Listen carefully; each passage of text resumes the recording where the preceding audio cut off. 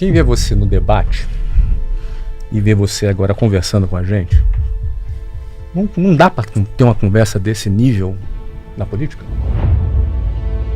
Eu não queria abrir isso assim para tanta gente, mas... Existe um preço muito alto entrar na política. Ou foi à medida você foi ganhando essa consciência? Ele é empresário, investidor no mercado imobiliário e mercado digital. Autor best-seller e influenciador digital. Ultraman e Iron Man. E também candidato à Prefeitura de São Paulo. Ele é Pablo Marçal. Você acresceu em seu patrimônio aproximadamente 4 vezes o salário de prefeito num único por dia.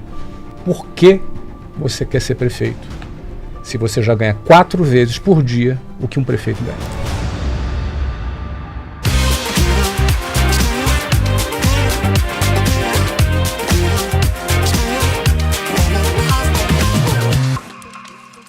Antes de começar o episódio, eu só quero dar um recado rápido sobre a Trinca. A Trinca vai realizar uma sessão extra, uma sessão de encerramento da turnê 2024, chamada Gran Finale.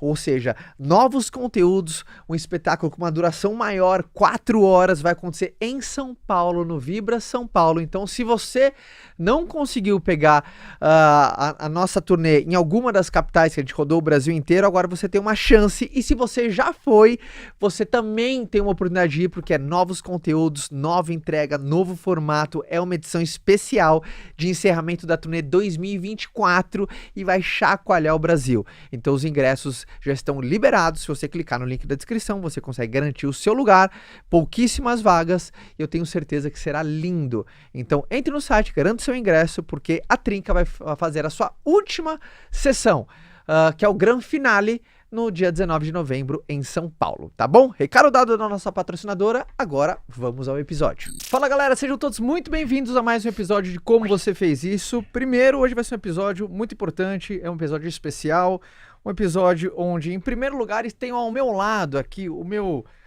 convidado e conselheiro para assuntos extraordinários, que vai me ajudar nesse papo para enriquecer ainda mais, Flávio Augusto da Silva, ele fundador da Wiser Educação, Orlando City, um clube que fez um baita de um sucesso de futebol lá nos Estados Unidos e, obviamente, bilionário brasileiro, que eu tenho um carinho enorme de chamar de amigo, de sócio. Então, Flavião, seja muito bem-vindo mais uma vez, Como Você Fez Isso. Muito prazer estar aqui, dessa vez do seu lado aqui, entrevistando um cara que está explodindo.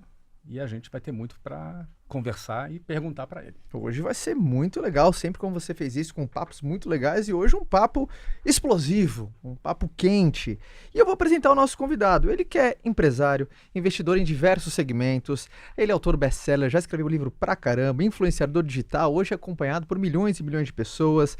Adoro porque ele é Ultraman, Iron Man, então eu tenho empatia pra caramba, porque eu já fiz esse desafio, sei o quanto transformador é.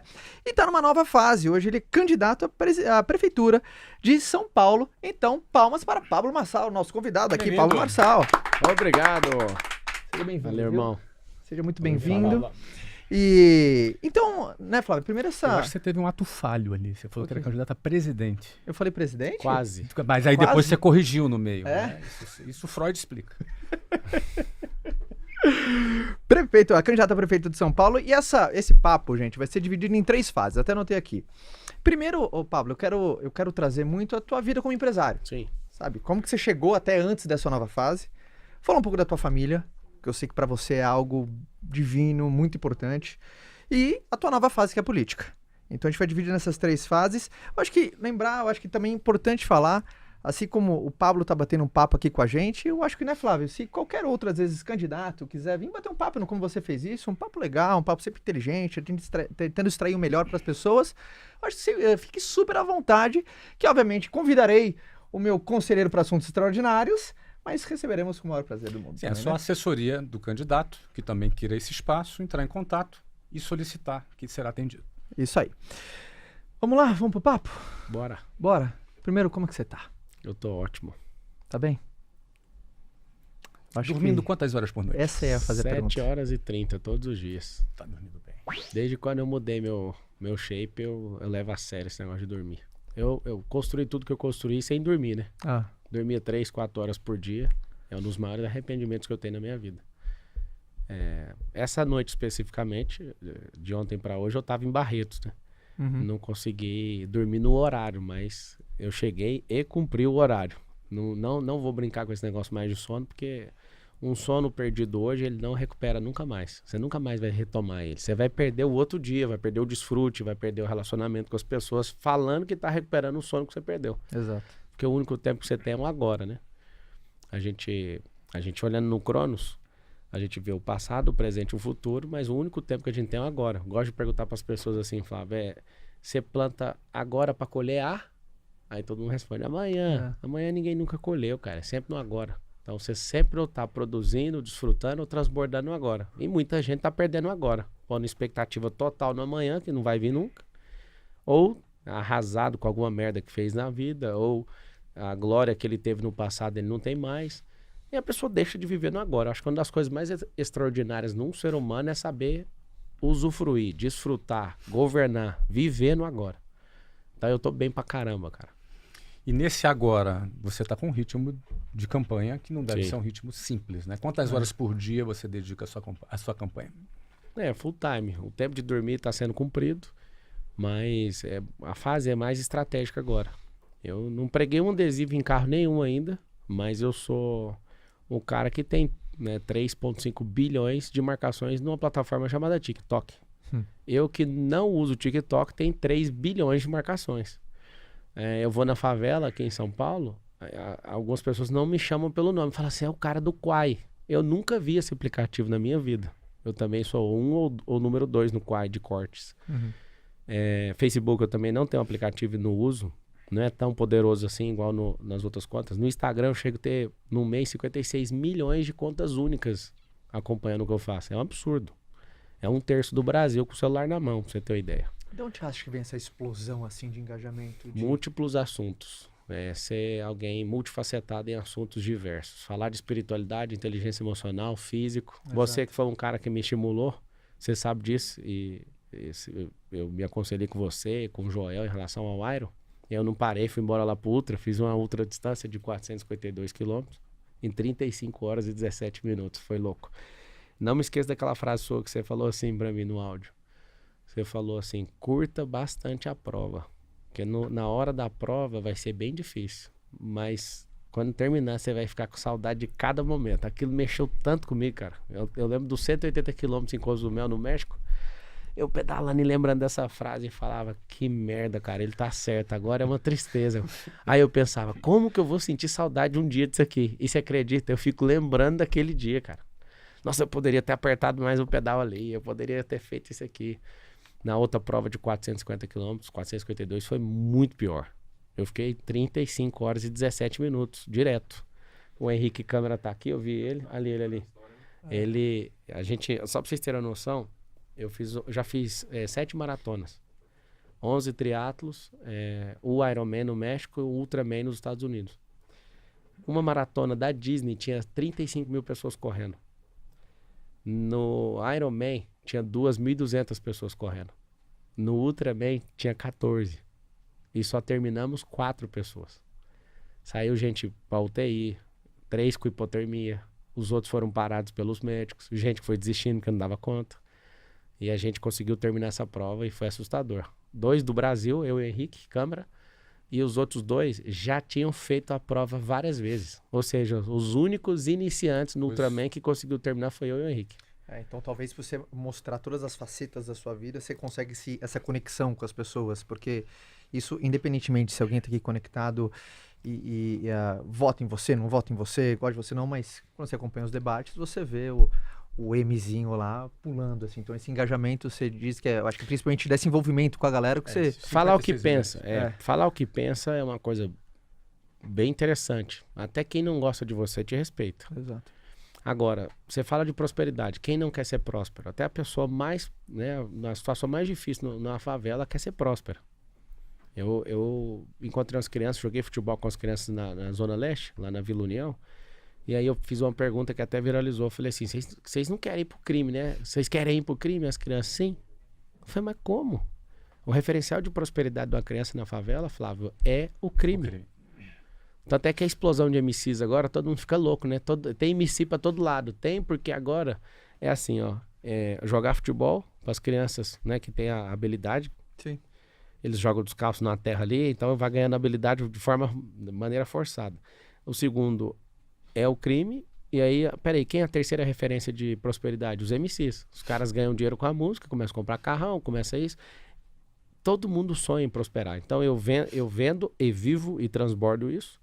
Espiritualidade, todo mundo tem um espírito, mas quase ninguém sabe mexer com isso. Não entende que é luz, que é conexão, que é frequência com o alto.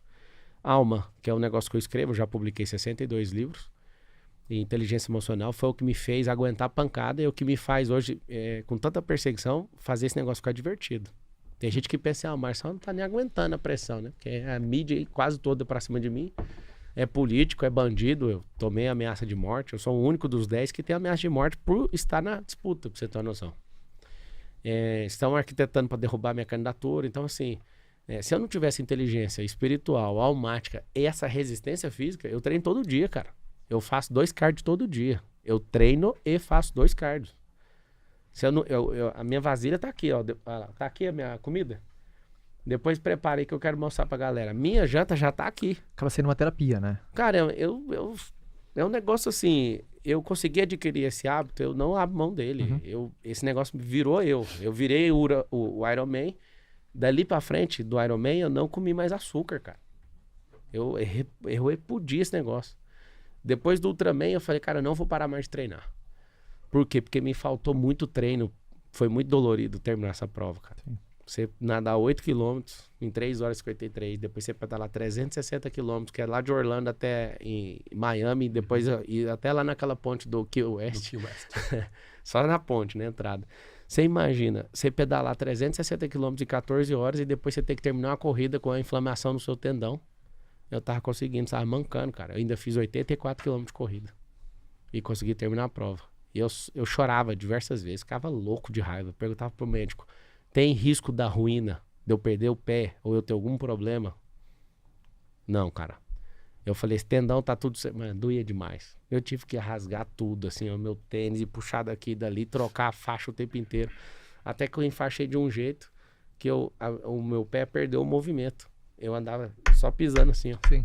Eu falei, o David Goggins correu 400 quilômetros de canela quebrada. O Daniel Oliveira, que é um Ironman que já fez o Double Decker, conhece? Eu patrocino o Daniel Oliveira já nos mundiais. Eu falei, mano, esse cara correu sem um tendão de Aquiles. Ele teve uma queda de bike e esse cara conseguiu correr centenas de quilômetros sem um tendão de Aquiles. Que é isso? Eu tô só com inflamação no tendão, vambora. E aí, cara, consegui terminar essa prova pra mim, mostra pra mim que eu tenho essa resistência. Acho que pra finalizar a resposta, esse tanto de gente gosta de seguir pelo estilo de vida também, pela família. Então, os assuntos, número 1, você cuida do corpo, você cuida da sua alma, você cuida do seu espírito, você cuida da sua esposa, você cuida dos seus filhos, você é uma pessoa próspera, você é alguém influente, você é alguém que fala o que pensa, todo mundo fala, mano, eu quero essa vida. Por mais que a pessoa não goste de alguma coisa que eu tô fazendo, ela fala, não, aquela parte eu gosto, e ela segue por isso. Tem correlação, você acaba gerando uma conexão. Flavião, o que você gostaria de começar perguntando para o... Vamos começar falando da trajetória dele como na empresário. Primeira fase, na nossa primeira fase aqui. Vamos explicar para o pessoal as três etapas que nós vamos passear aqui com ele. Que a gente vai falar sobre a trajetória como empresário, sobre família e sobre a candidatura dele a presidente. Justo. Então começa... Presidente não, olha o ato falho de novo, é prefeito. Então, você está precisando de um presidente? Começa, Flavião, parte empresarial. Vamos falar da sua parte empresarial. Muita gente que nos acompanha na internet, que gostaria de empreender, Marçal, tem muita curiosidade e, no fundo, tem uma esperança de entender qual é o caminho que faz a pessoa sair do anonimato, não necessariamente anonimato, mas sair de uma situação de escassez para começar a prosperar. Você é um cara que a tua mãe era faxineira, seu pai fazia o quê? Ele era funcionário público. Funcionário público, ou seja, você era um cara de classe média baixa, ou seja, deve ter iniciado a vida ali, estudou em escola pública. A maior parte do tempo. Uma parte do tempo. Como é que um garoto de classe média baixa, que em geral tem muito pouca perspectiva, sai da sua condição de escassez e começa a prosperar? Ou seja, como é que foi esse início para que você chegasse a um nível de empresário que você é hoje? Classe média baixa, olhando para a minha época, não era Era um nível mais baixo que classe média baixa. Talvez uma classe baixa mesmo. É, classe baixa. Quando eu tava chegando nos 18 anos, eu já tava próximo da classe média baixa. Não era miserável, ou seja, não passou fome. Não. Tá. Teu pai, como funcionário público, tinha um salário. E assim, meu pai, ele tinha um salário, mas a gente tinha uma vida muito difícil no começo. Então, quando eu tava ali com uns 16 para 18 anos com a família, porque eu casei aos 21, a gente tava na classe média baixa, né? Tendo carro, tendo isso e aquilo. O que acontece? Eu fui programado para ser um funcionário público, para ter estabilidade e tudo. E os lugares que eu fui foram mudando a minha mente, mudando o meu comportamento, mudando os meus hábitos. Por isso que eu ensino para todo mundo que a pessoa deve estar inscrita sempre num novo desafio. A política para mim é um desafio. Eu vou vencer esse desafio. Inclusive, eu tô na minha terceira eleição, nunca perdi nenhuma. Olha que curioso. A de presidente que eu fiz em 2022 foi cancelada. A outra eu virei no mesmo dia para deputado federal. Fui eleito primeiro, depois tomaram. Sim. E eu vou ganhar essa. E assim, é arrogante demais. Não é, cara. É porque todo o resultado depende do campo de energia. E depois, né, outros assuntos que eu nem gosto de ficar usando esse nome, porque um monte de gente entende errado. Mas depois que eu entendi física quântica, depois que eu aprendi em profundidade a tratar meu cérebro e com PNL e tudo, não tem como não fazer alguma coisa. Não tem como não chegar no resultado. É impossível para mim. Eu sei que existe um campo, existe uma onda. Eu preciso fazer essa onda entrar numa vibração e fazer pessoas entrarem nessa vibração. Eu preciso de 3 milhões de pessoas vibrando nessa onda. Eu vou falar de política depois, né? O que acontece? No lugar que eu tava, eu ensino isso aqui para todo mundo. Ó. Novos lugares, novas pessoas. Novos lugares, novas pessoas, novas ideias, novas ações e novos resultados. Esse aqui é muito simples. Se a pessoa continuar, você pegava o ônibus lá no Rio de Janeiro, continuar nesse mesmo ambiente, ou seja, não acessar um lugar novo, lá vai ter as mesmas pessoas, lá vai ter as mesmas ideias, repetições de ações e resultados iguais ou piores, porque a tendência do resultado é piorar. Vai virar um ciclo. Sim. Porque o mundo está rodando a 1.675 km por hora. Tá tudo mudando de estação, as coisas estão indo, você está repetindo um comportamento. Vou dar um exemplo. Por que tem a tendência a piorar? Se você está no verão, tendo comportamento de verão, aí você vai para o inverno com comportamento de verão, a tendência é dar errado o resultado. Então a gente tem que ter um comportamento já estudando a próxima estação, tendo estratégia. Se a pessoa repete, a tendência é sempre piorar o resultado. Então assim, e somado ao desânimo, a falta de resultado, vai dar menos resultado ainda. A tendência é sempre piorar. O que eu falo para vocês que mudou a minha realidade, primeiro foi a minha conversão ao evangelho. Com 9 anos de idade eu comecei a trabalhar porque meu pai, ele era bem, eu vou usar o nome ignorante, mas não é ignorante, alguém muito... Ignorante é falta de saber, ele é muito sabido. Mas ele era muito duro comigo, vou usar a expressão certa. Tá bom, duro. Pai, eu quero comprar um Tamagotchi. Aí meu pai falou assim, vai você trabalhar e comprar. Eu lembro de falar assim pra ele com 9 anos. Eu falei, eu tenho 9 anos. Tamagotchi era o... Aquele bonequinho japonês o bichinho que você virtual? ficava dando comidinha, senão ele morria. Lembro, cara, disso aí. Putz, a cara tirou do baú agora. E aí ele virou e falou, se vira. Eu tinha 9 anos.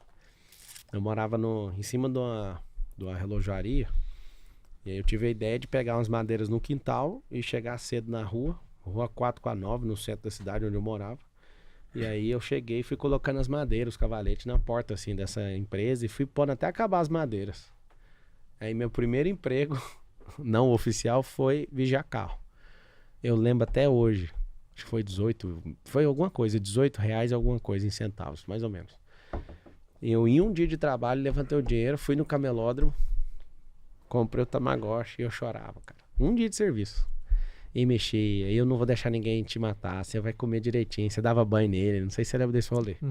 Aí meu pai chegou, ele trabalhava na Assembleia Legislativa na época, ele chegou, o que é isso? Eu falei, é meu filho. Eu nunca esqueço desse combate ali, desse embate com meu pai, e eu falei, eu não vou deixar o senhor ver. E ele com muito orgulho, sabe, falou, poxa, que legal, né, e tal, e passou, e aí eu falei, eu consigo o que eu quiser, eu faço o que eu quiser. Meu pai é vivo. E... ali eu percebi que eu conseguiria fazer o que eu quisesse mesmo. Porque em um dia eu consegui resolver um problema, fiquei orgulhoso. Meu pai respeitou aquele momento e na hora que eu vi que ele me olhou diferente, como eu tava me sentindo um homem já com 9 anos. Aí dali pra frente eu percebi, era eu que tinha que me virar mesmo. Então meu velho nunca deu essa, toma aqui. Eu não tenho recordação do meu pai falar, toma o dinheiro, faz isso aqui. Eu tive que fazer. A segunda virada de chave absurda mesmo foi a conversão ao evangelho nessa mesma data. Meus pais eram separados. E aí eu tava brincando na porta da igreja, eu vi o pastor lá falando. Quem quer aceitar Jesus? Eu não sei o que explicar. Assim, eu senti um negócio, fui lá na frente, aceitei. Aí eu comecei a estudar a Bíblia pra caramba. Aí em 2 anos eu tava sendo batizado. Aí eu fui batizado. E aí, cara, eu pensei, eu não quero fazer outra coisa na vida a não ser pregar. Eu tenho recordação com 11 anos de idade, pregando na rua, brigando com os outros, sabe? Um negócio bem doido. E o que eu fiz? Comecei a estudar muito a Bíblia. Então, todos os princípios que eu carrego, eu aprendi na Bíblia. Então, aquilo mudou completamente a minha cabeça. Quando eu percebi que no ambiente da igreja eu era muito valorizado por saber a Bíblia, aí que eu estudava ainda mais. Então, tinha gincana, o cara era da hora, porque quando tinha gincana, eles colocaram os adultos, os caras de 40 anos, 50 anos de idade, todo mundo perdia pra mim. Então, na gincana eu falava, não, Davi não fez isso aí não. E aí o povo, não é possível, como que um menino desse sabe? E aí a galera pesquisava, aquilo me deu um prazer tão grande de ter a recompensa em ter estudado, que eu virou terror em estudar a Bíblia. Então hoje, assim, para discutir Bíblia comigo é um pouquinho complicado, sabe? Eu fiz teologia depois e sou leitor da palavra, assim, absurda mesmo. Não sou doutor, mas eu sinto, né, que eu tenho um dom, assim, de mestre da palavra, de articular e, né, de ter uma interpretação, uma conexão bem forte com a palavra, desde pequeno.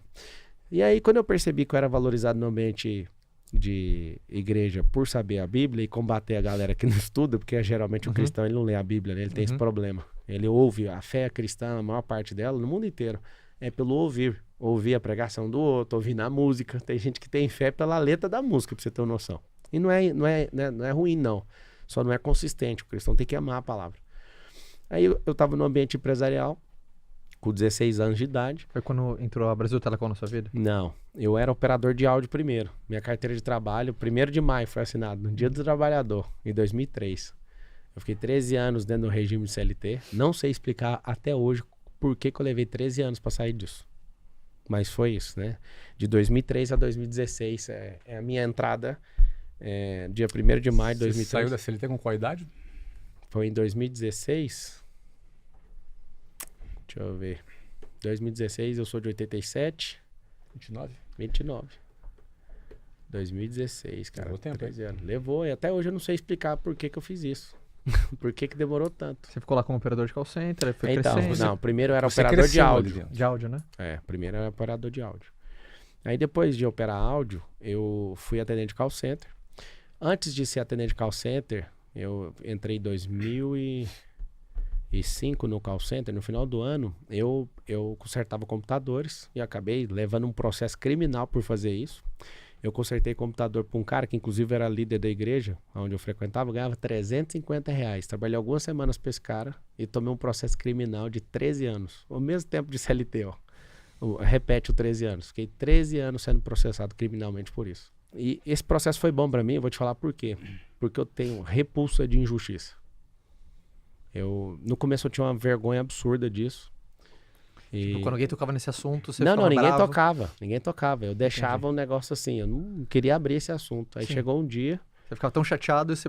Não é que eu ficava chateado. É assim, ó, quando aconteceu, eu cheguei na faculdade e contei pra todo mundo. Tinha 70 alunos, ninguém deu moral, aquilo ali, beleza. Aí um senhor que tava sentado do meu lado falou, as pessoas vão te desvalorizar por isso. Não fica falando disso pra ninguém, não. Eu falei, mas por quê? Aí ele foi me explicar. O aluno tinha uns 70, quase 80 anos de idade, o senhor Brito, ele era aluno de direito, o cara sensacional. Ele falou, Pablo, não fica falando isso pros outros como se fosse uma glória, sabe? Aí dali pra frente eu falei, nunca mais vou tocar nesse assunto. Aí eu acho que em 2020 alguém na internet se levantou e falou, o que o Marçal fez na vida? Eu senti uma libertação. Eu falei, agora eu vou falar disso e quero sair fora dessa coisa na minha vida, né? Então vamos nos aprofundar um pouco nisso? Vamos. O Pablo, já que você entrou nesse assunto, houve um processo. Esse processo, ele correu por 13 anos. 13 anos. E houve, aliás, antes do processo, houve um inquérito, não é? Você não tinha advogado te acompanhando? Primeiro eu chamei o advogado do Estado, né? Sim. Meu pai foi lá, Defensor pediu... público. O defensor público. O defensor chegou e falou assim, isso aqui é complicado demais pra eu fazer, isso aqui vai demorar muitos anos, é melhor você contratar um advogado. E indicou um advogado. O advogado veio, cobrou R$2.000. Você acredita que eu não tinha R$2.000 pra pagar? Aí o que aconteceu? Ele deu a entrada, foi fazer as coisas, um advogado de Brasília. E aí eu nunca mais olhei o processo. Ele correu a revelia. Nunca mais. O processo levou 13 anos. Sim, mas antes do processo, no inquérito, o escrivão ou o delegado responsável pelo inquérito, isso foi um crime federal? Porque é a Polícia Federal, né? Polícia Federal, ou Sim. seja, o escrivão da Polícia Federal, ele, eventualmente, quando vê que a pessoa não tem nenhum envolvimento, ele arquiva. Então, só que é o seguinte... Não tinha ninguém acompanhando isso? Então, não tinha essa defesona técnica, tinha do Estado, ele Sei. falou que isso ia ser complicado. Eu lembro de tomar pressão o tempo inteiro. Se você não ajudar a esclarecer isso aqui, você vai pro presídio. Eu falei, Deus me livre disso aqui. Não, eu arrumava computador e fazia isso. Eu era funcionário do cara por R$350. Hoje que eu vim pensar, depois de tanta notícia sobre isso, eu fiquei pensando, mano, eu tinha que ter processado esse cara, mano. E ganhado o direito trabalhista e ganhado um monte de ação em cima disso. E danos morais e tudo, né? Só que prescreveu, né? Claro. Eu fiquei 5 anos na faculdade, mas veio essa ideia agora. Poxa, eu tinha que ter processado esse cara. No final da sentença, tá escrito assim, Flávio, na sentença, Pablo não obteve lucro com isso. Na própria sentença? Tá escrito na sentença. Só que... Mas por que te condenou se você não tinha... Não tinha defesa. Porque não tinha defesa. O que eu tô te falando é o seguinte, eu envolvi com esse cara, não foi com quadrilha, eu não sabia o que esses caras faziam. Esse cara foi líder da minha igreja, que fazia isso. Não quero nem tocar no nome dessa pessoa. E aí ele me pagava R$350. O que acontecia? O computador parava de funcionar, eu ia, mexia no computador, ele voltava a funcionar. Deixava acesso remoto, ele funcionava só com acesso remoto aberto. Ele pedia pra mim várias coisas que tinha que fazer, como, né, tipo, eu sou seu patrão, faz isso, faz aquilo. Você Mas tinha qual idade? tinha 17 para 18. 17 para 18. E aí o que aconteceu? Eu acordo um dia, você tá preso. Eu falei, que preso? O que eu fiz? Aí fui pra delegacia, contei tudo que eu sabia. E eles não me liberavam. Falavam, você tem que falar mais, né? Aí alguém me falou um negócio assim, tem uma... Se você ajudar na investigação, tem a delação premiada. Aí eu falei, o que é delação premiada? Eu tinha acabado de entrar na faculdade de Direito. Eu não sabia o que era isso. Acabado de sair da escola. Cara, de verdade, assim, eu era um garoto. Ano que vem vai fazer 20 anos esse fato. Ano que vem. E na hora que esse cara falava isso, e alguém ria e falava, não, nós vamos mandar você pro presídio. Amigo, eu só queria ser um vidente, pra falar 1000 coisas e falar só queria ir embora. E eu lembro que eu fui falando até onde eu imaginava, não é que eu sabia não, que eu imaginava, pra dar um jeito de sair dali. Acho que eu fiquei 3 dias lá. E aí na hora que eu saio, cara, eu falo, meu Deus do céu, o que aconteceu? Eu fiquei lá na Superintendência da Polícia Federal, e daquilo ali pra frente, cara, eu tenho um cuidado de mexer com gente. Eu sinto cheiro de malandro de longe, eu prefiro tomar prejuízo. Quando eu vejo gente que não presta, eu fico louco, adoecido com isso. Você pode checar nos meus negócios, cara. Não aceito pagar propina. Tem imóvel, tem loteamento meu que não sai, porque tem que pagar uma propina. Eu falo, desculpa a palavra, foda-se, mas eu não vou pagar. Tem gente que fica falando, você tem uma denúncia aqui, eu arrumo pra você. Pode deixar a denúncia, não tô nem aí. Os caras são malvados no sistema, eu não curvo a minha cabeça. Então, assim, nesse período eleitoral, as pessoas vão pegar muito nesse assunto. Por quê? Porque é onde, como se eu tivesse que dar explicação. E eu lembro até hoje, o dia que eu descobri que esse negócio saiu desfavorável pra mim, esse processo. Minha mãe encontrou esse cara na rua. Aconteceu lá, a gente não acompanhava o processo, eu larguei de mão. E eu, de verdade, eu orava e falava, Deus, você sabe que eu sou inocente, eu não vou nem olhar isso aí. Aí eu lembro da minha mãe chegando triste em casa, saiu, você foi condenado. Eu, meu Deus do céu. E aí depois, cara, esse negócio ficou lá, eu nem fui atrás. E aí chegou um dia, tá escrito assim, foi prescrito. Porque eu não tinha nenhum problema com a justiça. Você recorreu e ganhou tempo? Não, eu recorri, não fiz nada. Tô te falando, fiz nada. Eu tenho que falar a verdade. Eu sinto me senti abençoado. Porque depois disso, eu não tenho um deslize com negócio e com injustiça com ninguém. Eu não aceito, não admito. Isso me fez ser outro cara, sabe? Uma outra pessoa. Foi como se fosse um treinamento prático de que não Cara, eu fazer mais. odeio injustiça e eu luto e tomo prejuízo por conta disso. Por não aceitar, não praticar e arrebentar quem faz esse tipo de coisa. E respondeu algum outro processo criminal depois disso? Nenhum processo. Tem inquérito lá daquele do Pico dos Marins, que foi meramente político, porque subiu eu, os meus sócios e amigos. Eu subi 5 horas depois de todo mundo, só que eu patrocinei uma pessoa que outra pessoa odeia, e essa outra pessoa que odeia foi lá e levou um pedido no Ministério Público. Isso tem 2 anos ou 3? 2 anos e não acaba o inquérito nunca. O que o sistema gosta de fazer? Gosta de ficar mantendo inquérito das pessoas, principalmente que pode ser alguma ameaça no sistema, para sempre reativar o inquérito. Mas não tem o que fazer, não tem uma denúncia de quem estava lá.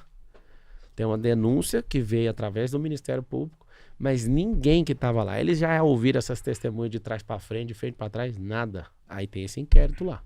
Eu já ouvi você falando que reconhece que não deveria, ou deveria ter tido um pouco mais de cuidado com a questão meteorológica. Eu ouvi você colocando sobre isso. O que você aprendeu dessa experiência? Óbvio que essas são assuntos que vão te perseguir nesse momento de eleição, mas o que você aprendeu dessa situação? Cara, se você olhar para a pessoa no erro pela segunda vez, essa pessoa está falhando. Todo mundo erra.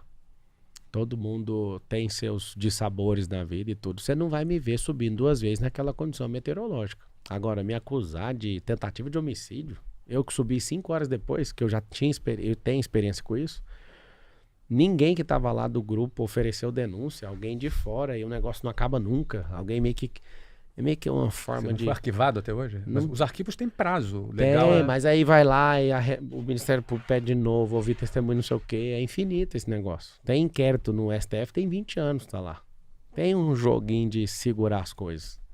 Pede arquivamento, desarquiva e muda isso, troca o delegado, troca não sei quem. Mas nunca saiu do Ministério Público, nunca ofereceu denúncia no Não Judiciário. tem. E nem vai porque não tem. Porque não tem. Não tem fundamento. Ou seja, depois desse... Vou te contar o que aconteceu. Fica à vontade. Quando a gente subiu e desceu, não aconteceu nada. Alguém viu o grupo, mandou uma foto escrita assim: 32 turistas se perdem. Ninguém tava perdido. A gente sempre ataca aquele pico lá e fica lá à noite, acorda no outro dia e vai embora. Só que alguém viu que era eu. Quando viu que era eu, virou terror. Aí uma pessoa que não gosta de mim foi e pegou aquilo e levou no Ministério Público. Aí o outro que também não gosta de mim foi lá e patrocinou uma entrevista, uma reportagem no Fantástico. Eu que não sou bobo nem nada. O que é patrocinar uma reportagem no Fantástico? Porque tipo assim, um trem mais sem fundamento nenhum, pega e investe, né, pra fazer assim, como se fosse um dossiê dessa pessoa. Entendi. Patrocinar é dando informações. Isso, vai lá, toma aqui e tal. Aí eu fiquei sabendo antes de sair. Ó, eles estão fazendo aqui, eles vão te acabar com você. Ah, vai acabar comigo? Então peraí que eu vou criar um funil. Criei um funil. Criou e aí, produto também? Criei um produto, as pessoas entraram. E aí, 1 milhão de pessoas a mais no funil que eu criei, tava tudo me xingando. Aí eu gastei 200 mil de tráfego nesse episódio. Aí eu falei assim: você tá vindo aqui por causa da história da montanha, né? E a montanha de lixo emocional que tem na sua vida? Você vai clicar aqui e vou te ajudar a resolver. Eu não sei qual motivo as pessoas clicavam e compravam o produto. 20 milhões custou esse que eu fatorei aí nesse funil de 200 mil de investimento. Aí o que eu aprendi? Toda energia é boa, você tem que saber lidar com ela. Então sempre, já saiu notícia do UOL assim: Marçal é manipulador ou mentor de milhões? O que eu fiz? Criei um funil, 2,5 milhões.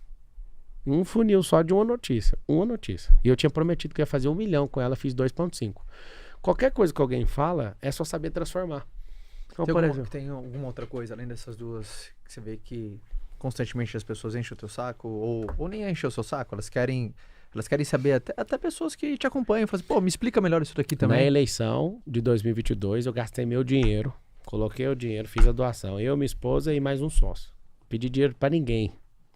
Coloquei o dinheiro. Você pode falar quando você investiu? Eu não lembro, mas Tá. são milhões. Ok. E o pior é o tanto de milhões que eu perdi ficando 10 meses na campanha. E aí o que acontece? Eu fiz esse investimento, aí eu peguei a campanha e falei: cara, nós vamos ter que rodar o Brasil inteiro. Então vamos ver o táxi aéreo. O táxi aéreo ia ficar tipo assim, o triplo do valor. Uhum. E eu tenho uma empresa aérea com 4 aeronaves. E eu falei: eu vou usar as minhas próprias aeronaves para minha própria campanha. Então eu vou pagar ela. com esse dinheiro. Não é dinheiro público, é o dinheiro que eu pus. Aí, por exemplo, o táxi aéreo ficava lá 25 mil, 30 mil a hora, a minha ficava, sei lá, 12. Eu fui lá pelo princípio da economia, que é constitucional, e usei o mais barato. Rapaz, você que não sabe a idolatria que tem no dinheiro público. Esses caras, de novo, não virou, não é processo, ainda é inquérito e não tem ilegalidade. Eu fiz corretamente, foi mais econômico, seguindo o princípio constitucional. E esses caras pegam no pé. E por que eles não terminam com o processo? É o seguinte, vai enfiando, o processo não, com inquérito. Inquérito. Fica enfiando o inquérito pra pessoa falar aqui, ó, você tá aqui na minha mão. Vamos daqui, vamos negociar daqui. Eu não tô nem aí pra isso, porque eu não tenho ilegalidade, eu não fiz nada de errado. Eu fiz economicamente, não aceitei nem R$1. O partido que eu tinha 35 milhões de fundo na época. Eu tinha 85 milhões de fundo eleitoral. Eu não aceitei. Você sabe o que aconteceu? O cara que era o presidente que tomou o partido tá na cadeia até hoje, não tá? Ele usou de forma indevida o dinheiro e comprovadamente, tá instaurado o processo, ele tá na cadeia. Eu não admiti aceitar nenhum R$1 de dinheiro público. E eu não acredito nisso, eu não aceito isso. Enquanto tiver gente precisando de hospital, enquanto gente tiver precisando de cirurgia, eu não aceito. É 5 bilhões em todo ano par, cara. 5 bilhões dá pra fazer milhares de casas, dá pra zerar filas de hospitais em várias cidades. E nessa campanha, o que eu fiz? Inclusive, eles querem derrubar minha candidatura, achando que eu tô financiando a campanha com meu dinheiro jurídico, né? Eu travei absurdamente. Não ponho R$1 meu. Tanto é que o Lula, né, deve ter doado por bolos 35 milhões de reais, 30 ou 35, para começar a campanha só do PT. Eu tenho 600 mil reais. E é aberto aí, todo mundo pode olhar no TSE. Doados por terceiros. Eu não vou colocar, nem se faltar assim 100 mil para ganhar a eleição. Eu não vou, porque é o único jeito desses caras me arrebentar. Sim. Um rico, quando entra na política, e se ele não compactuar com o estilo que eles trabalham, desculpa falar, mas o fundo eleitoral, esse fundão de 5 bilhões, é a legalização daquilo que é o mensalão. Então essa legalização do mensalão, ela é um negócio que eu não admito. Antes as empresas podiam doar. Aí eles falaram, não, vamos pegar dinheiro público. Para mim é pior ainda. A solução não foi tão boa. Então, você imagina, eu estou concorrendo com caras que têm o dinheiro total do fundo, é 67 milhões, 67 milhões de teto que um candidato a prefeito pode gastar. Você vai ver. Em São Paulo. Eu vou ganhar a eleição gastando quase nada. Esse povo vai ficar assustado, porque vai ter que rever. Mas por quê? Por que uma campanha derrotada do Nunes, gastando 67 milhões de reais, tomou um pau de um cara chamado Pablo Marçal com o celular na mão? Talvez não gaste nem 2, 3 milhões. Ou seja, eles vão assustar. Vão assustar com a potência da rede social. Eu não tenho padrinho político, não tenho um partido grande, não tenho coligação, não tenho marqueteiro, não tenho tempo de televisão.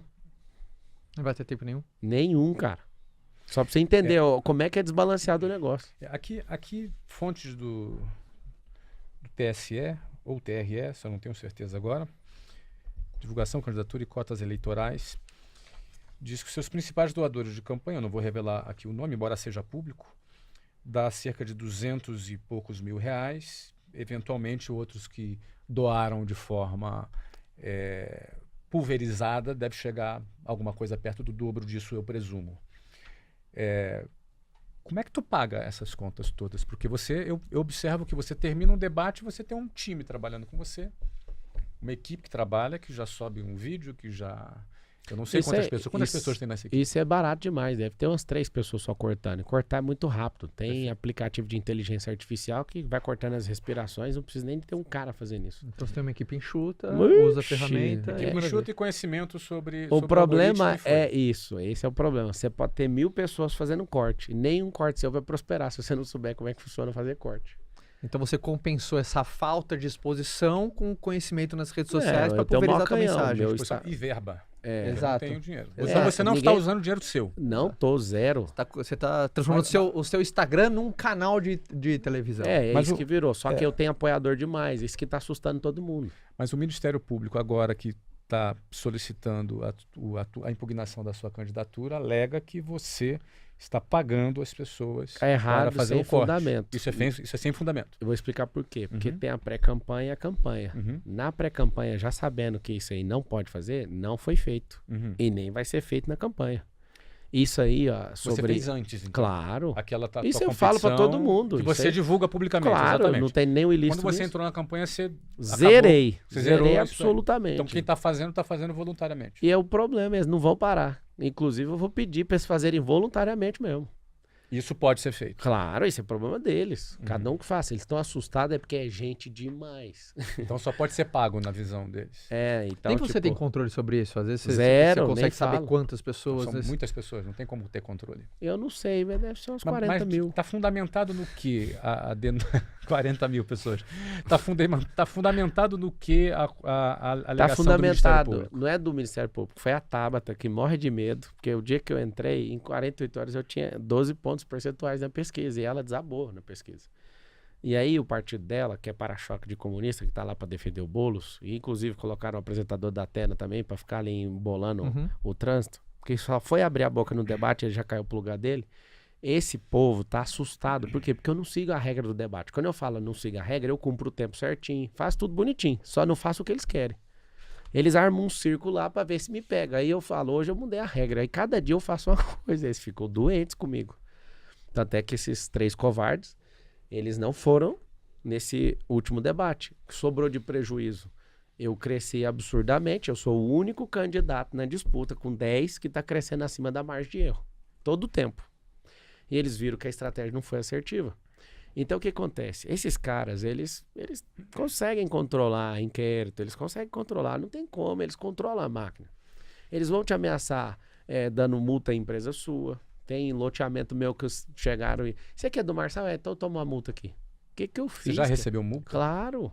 Perseguição o tempo inteiro. Essa movimentação você consegue ver pelos bancos, os bancos pedindo relatório que não existe, que nunca pediu. E começa a vir de todo lado pressão. Por quê? Porque eles querem parar alguém. Só que eu tô disposto a tacar fogo em tudo, cara. Eu já fiz tudo que eu quis. O que eu quero agora depende do povo. Quer ter uma nação de primeiro mundo. Se o que eu preciso depende do povo, eu às vezes precisar dar uma oferta que é meu tempo de qualidade e dar meu patrimônio para isso, eu vou dar. Só que na campanha eu não vou pôr R$1. Quando eu falo dar, você vai perseguir a ponto de me quebrar? Pode quebrar. Você falou Então nós vamos te matar. Então entra na fila. Eu acho até, né, Flávio, como a gente tá nessa fase 1, porque às vezes muitas pessoas estão se perguntando, falam assim, poxa, o Marçal ficou 13 anos na CLT. Obviamente, deve ter sido uma escola pra você. Foi ótimo. Aprendeu pra caramba, lidar com gente, você liderou aqui. Só numa empresa foi quase 8 anos. Você foi na Oi crescendo Brasil ali Telecom. como... foi tua escola ali, né? Foi tua história, você começou como call center. A igreja depois- também foi. Fiquei Igreja. 20 anos na mesma igreja e ali... Você acredita que eu acho que eu aprendi mais na igreja do que na Brasil Telecom? Olhando para a curva de crescimento, em questão de sabedoria, a igreja me fez crescer mais. Vou te falar por quê. Não é pelo método religioso, mas é pelo nível de liderança. Eu desenvolvi mais lideranças Oratória. sendo líder na igreja, servindo na igreja, ajudando a recuperar casamento dos outros na igreja, servindo no contexto global, tendo feito tantos cursos, né? Eu fiz curso para namorar, fiz curso para noivar, fiz curso para casar, fiz curso para ter filho, fiz curso de finanças, onde? Tudo na igreja. Então ali foi um lugar de conhecimento e desenvolvimento que pesou mais que os 8 anos de Oi Brasil Telecom. Aí até 2016, onde você saiu, vou começar a empreender, que é onde você construiu o teu patrimônio, até que, né, porque às vezes as pessoas, para quem tá te conhecendo às vezes hoje, ou te conheceu no meio da tua nova fase política, fala assim, cara, né, como que o Marçal construiu tanta coisa, né? Então, aí, lembra que eu te falei no começo que eu aprendi de Bíblia? E eu era bem valorizado Sim. por saber? Quando eu comecei a estudar outros assuntos, tem um episódio muito interessante que eu ficava estudando as datas o trator foi inventado em 1800 e tanto, o elevador, não sei o quê. Eu gostava de curiosidade, ficava doido com isso. Eu lembro da minha mãe me dar uma primeira Barça, eu comia aquela Barça com farinha. Então eu sabia tudo da Barça. Mãe, pelo amor de Deus, compra mais uma, compra mais outra. A gente não tinha dinheiro pra isso. Eu lembro de um cara, tipo um caixeiro assim, passando. Sim. Tem as Barças. Eu lembro o dia que ela comprou curso de memorização. Maluco, a minha vida foi pra outro patamar. Eu comecei a comer aquilo, que era o CD, o livro. Eu falei, eu vou ficar bom nisso aqui, memorização. E fiquei bom de memorização. E aí eu lembro um episódio de ir numa festa e falar para as pessoas, você sabe quando foi inventado o trator, não sei o quê? Aí a pessoa, um ignorante, falou assim para mim, eu não sei, eu não estava lá. Eu não sei explicar o motivo. Eu me senti tão desprestigiado naquela hora de estar naquele ambiente com gente tão ignorante que eu virei as costas e chorei e fui embora para casa. Aí fui contar para minha mãe, falei, mãe, isso aí que eu tô falando, eu tinha 11 anos de idade, 12. Aí minha mãe falou assim, você pode estudar o tanto que você quiser, mas a maior parte das pessoas não vão bater palma pro seu conhecimento. É só mudar de lugar. A minha mãe me deu tanto conselho absurdo, sem ela perceber, assim, sabe? Minha mãe é uma mulher muito sábia. Ela lê muito a Bíblia também, é alguém que é antenada e consegue ver coisas que poucas pessoas conseguem.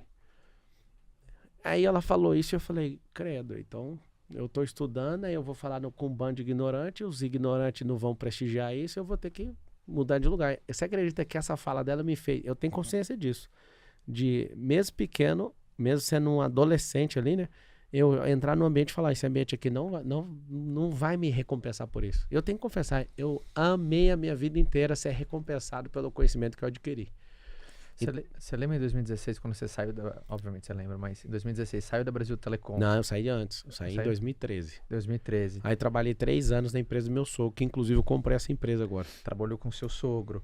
E aí depois que você saiu com seu sogro, você abriu sua primeira empresa, sua jornada sozinho, teu primeiro CNPJ. Foi na área educacional também? Foi de consultoria. Consultoria? É. Que é onde começou tua ascensão, principalmente na parte de treinamentos, consultoria, desenvolvimentos, programas online, cursos, EAD. Não, eu não, nada disso de EAD, zero Não digital. tinha ainda, não existia ainda. Zero. Eu comecei a ajudar empresas de confecção. Aí começava a ajudar e aquela loucura de, né, alguns você tem que ajudar de graça, porque você tá começando, você tem que provar pros outros que você dá conta. O que mexeu comigo foi o seguinte, cara, eu vim de uma transnacional, né, uma multinacional, uma parte do grupo, outra parte transnacional, de bilhões. Trabalhei na outra empresa aqui de confecção. Cara, eu sei tudo. Por que eu não sou empresário? Eu ficava doido. Na minha cabeça, sendo consultor, eu não era empresário. Eu estava ajudando empresários. Né? É claro que o regime de PJ é uma coisa, mas na minha cabeça aquilo ainda não era ser empresário. Eu estava ali numa figura de um... Você sabia muito do mundo, mas não estava nele. Aí um dia eu fui fechar um negócio com uma empresária, ela falou assim para mim, olha, eu quero... você trabalha para mim. Eu falei, não, eu vou trabalhar para você. Eu posso pegar algumas horas, dedicar, eu tenho muitos clientes e tal. Quanto você vai cobrar? Eu nunca vou esquecer disso. Aí eu falei, cara, quanto que eu cobro pra sua mulher? Aí eu falei, cara, 11 mil. Ela me dá conta aí e tal. Eu, mano, ela não pediu desconto, eu errei no preço. Errou no preço. Eu fiquei puto. Eu fiquei ruim. Aí eu atendi ela, foi da hora, ajudei a reestruturar a fábrica dela de confecção, né? Que eu trabalhei 3 anos e acabei comprando essa empresa. E ali eu falei, eu vou fazer um bom trabalho aqui e vou contando história, né, pros outros empresários. Aí os outros foram vendo o que fez e ela falou, poxa, o Marcelo veio aqui aumentou a produtividade do funcionário para o asfalto, porque o call center é o terror, né, em presenteísmo, aderência, e é um negócio assim que não tem nem o que falar, você virou uma máquina nisso. E aí eu fui pegando um cliente 1, 2, 3, 4, aí em paralelo eu atendia tanto empresários em loco e atendia dando mentoria individual de forma sequenciada. Ainda nem começou o online digital pra nada, você poder escalar. zero. Aí, tipo lá, em 2017, eu criei um treinamento. Eu tava no final do ano de 2016 para 2017, eu tava sentado numa mesa. Pra você ver o que é lugar, Flávio. A gente tava sentado numa mesa, aí um cara falou, eu fiz um treinamento de gestão do tempo, mudou minha vida. Aí eu olhei e falei, nossa, como assim mudou sua vida, né? Que exagero. Cara, mudou, agora eu tô organizado, minha produtividade. Aí eu falei, cara, eu já fiz um curso de gestão do tempo lá na Brasil Telecom e não mudou minha vida. Eu sempre fui eu gosto muito de priorizar e, tipo, coisa que não é pra fazer agora eu já cancelo, eu nem pauso, sabe? Para com isso aí. E eu não chamo de mudar minha vida, porque meu pai me ensinou a ser bem direto com as atividades, o que não é pra fazer não é, e sem enrolação, né? Só que eu ouvi ele, cara, e foi ali onde começou a parada de treinamento. Eu era instrutor na Brasil Telecom. E aí eu cresci em 8 anos, 5 cargos verticais. E nesse crescimento, todo cargo eu lembrava da instrutoria, que eu dava aula, né? Tem um fato interessante que aconteceu, que ali eu apaixonei por gente. Eu virei instrutor de treinamento. Quando eu ficava nervoso, eu ficava gago. Eu começava a gaguejar, só quando eu ficava nervoso. Pablo Marçal Gago. Isso aí é final de... Isso é em 2006. Aí, cara, eu vi a vaga lá. Tava lá, a vaguinha lá. Vaga pra instrutor. Eu tava andando com um cara, pra você ver o tanto que é ruim as pessoas que você anda, né? Aí eu tava andando com um cara e falei, mano, eu vou concorrer essa vaga aí. O cara, mano, você não dá conta, você gagueja, você não sei o quê. Eu tinha o cabelo bem aqui, pesava 59 quilos. Imagina, já cheguei a pesar 100. Aí aqui 59, magro, igual um saco de osso. Aí eu falei, cara, só por sua causa eu vou fazer a inscrição nessa vaga. Aí fiz. Ele, não adianta, não vai passar. E aí aconteceu um negócio muito massa. No dia da prova, eu estudava na Unip, na Universidade Paulista, na frente da UI. Ela atravessava a BR. Eu vim da aula com um tênis de skatista Kicks desse tamanho, que eu andava de skate também. Um bermudão, de uma calça de andar de skate. Aí eu tirei ela no zíper, era número 50. Você imagina uma calça de skatista amarrada aqui assim no cinto. Cabelo grande, igual cabelo no ombro. Chego na apresentação, todo mundo de terno, e eu com essa roupa. Aí a menina falou assim, eu lembro dela, chama Cecília. Cecília, cadê sua apresentação no PowerPoint? Aí eu, como é que é? A apresentação de PowerPoint? Cadê a apresentação de PowerPoint? Eu falei, eu não tenho apresentação de PowerPoint. Ela falou assim, então espera aí, deixa os outros apresentar. Eu falei, não, eu vou ficar por último, então pode? Pode. Eu fiquei assistindo as apresentações e tudo que eles pontuavam. Eu falei, o que eu vou fazer com a apresentação? Não tem apresentação de PowerPoint. Aí tinha uma intranet. Aí eu falei, posso colocar minha senha aí? Que eu era atendente, né? Coloquei a senha e abri. Aí ela, cadê a sua apresentação? É a intranet. Aí entrei e contei a história do Império Romano, do porquê que o Império Romano governou tantos séculos o mundo. E falei que era por conta de treinamento. E o problema da Brasil Telecom, da Oi naquela época, era treinamento e que a gente treinava mal. E criou uma indisposição na sala tão grande de eu, falar que o problema estava no treinamento e que eu queria ser uma parte da solução. Só que aí, como eu estava sem apresentação, eu usei a intranet, ou seja, eu não estava falando só por falar. Coloquei isso e essa Cecília foi dura comigo. Aí o mundo girou um dia, eu era executivo dela, ela era gerente abaixo de mim, ela ficou pistola, né? O mundo dá uma girada às vezes. Às vezes não, está sempre girando. Depende da posição que você tá. E ali eu virei instrutor. Aconteceu um negócio muito massa. Eu ganhei 2 turmas de treinamento. Aí comecei a treinar. O que aconteceu? O capacity da companhia tava com mais gente dimensionada para trabalhar do que precisava. Aí eles descobriram que tinha que demitir 2 equipes. Foi ali que eu fiquei apaixonado de gente. E eu, né, acabei passando. Foi o único que passei nessa prova. E aí eu tô lá apaixonado, né? A aula é bom demais, acabei de ser promovido, aquela coisa. E aí chegaram em mim no RH, vem cá, como você é um novato, a gente vai demitir as suas 2 turmas. E eu lembro que se eu fosse um banana, eu iria falar assim, não vai demitir não. Quer dizer, eu sou um novato, tudo bem, pode demitir. Aí eu pensei, mano, eu acabei de ser contratado. Se demitir, eu vou ficar sem turma. Eles podem mandar eu voltar a ser atendente e falar que vai me pegar depois, né? Se tá demitindo os caras, pra que vai ter um instrutor a mais? Eu fiquei doidaço. Eu falei, não, eu tenho um desafio. Aí o cara chamava Cruz, o cara grandão, ele, qual que é o desafio? Aí eu falei, o desafio é o seguinte, dá uma semana pra todas as turmas, tinha umas 30, dá uma semana pra todas, aplica uma prova, os piores você manda embora. Aí o Cruz, você tá querendo, não, eu tô te falando, não vai sair ninguém da minha turma. Aí juntou os instrutores, os caras ficaram pistola, porque todo mundo achava que tinha que demitir as 2 do Pablo, que o Pablo era um instrutor novato. O que aconteceu? Ele topou, cara.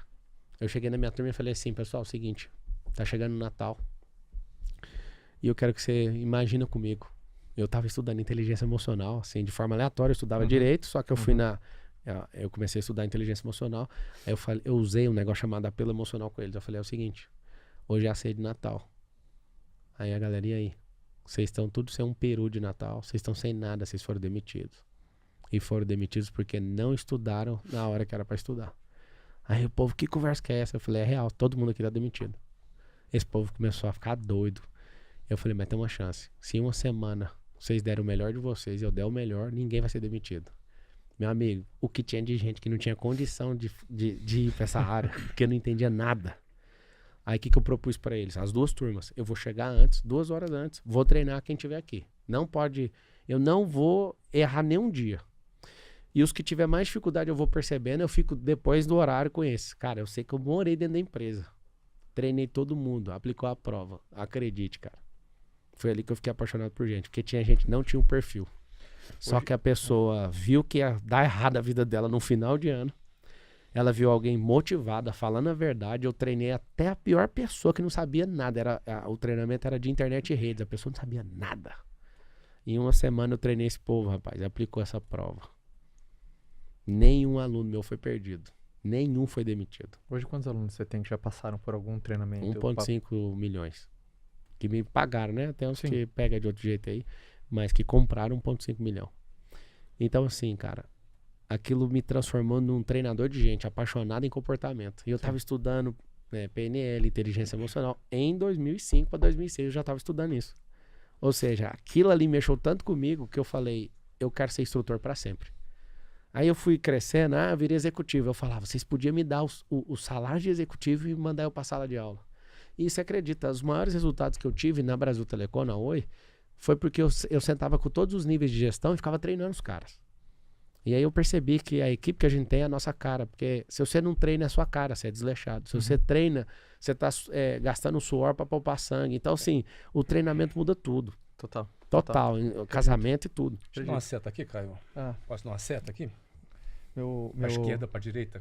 Meu consultor extraordinário. Tem alguma colocação nessa fase pra gente fechar a parte empresarial e a gente ir pra família? Eu vou fazer já a transição. Boa, faça.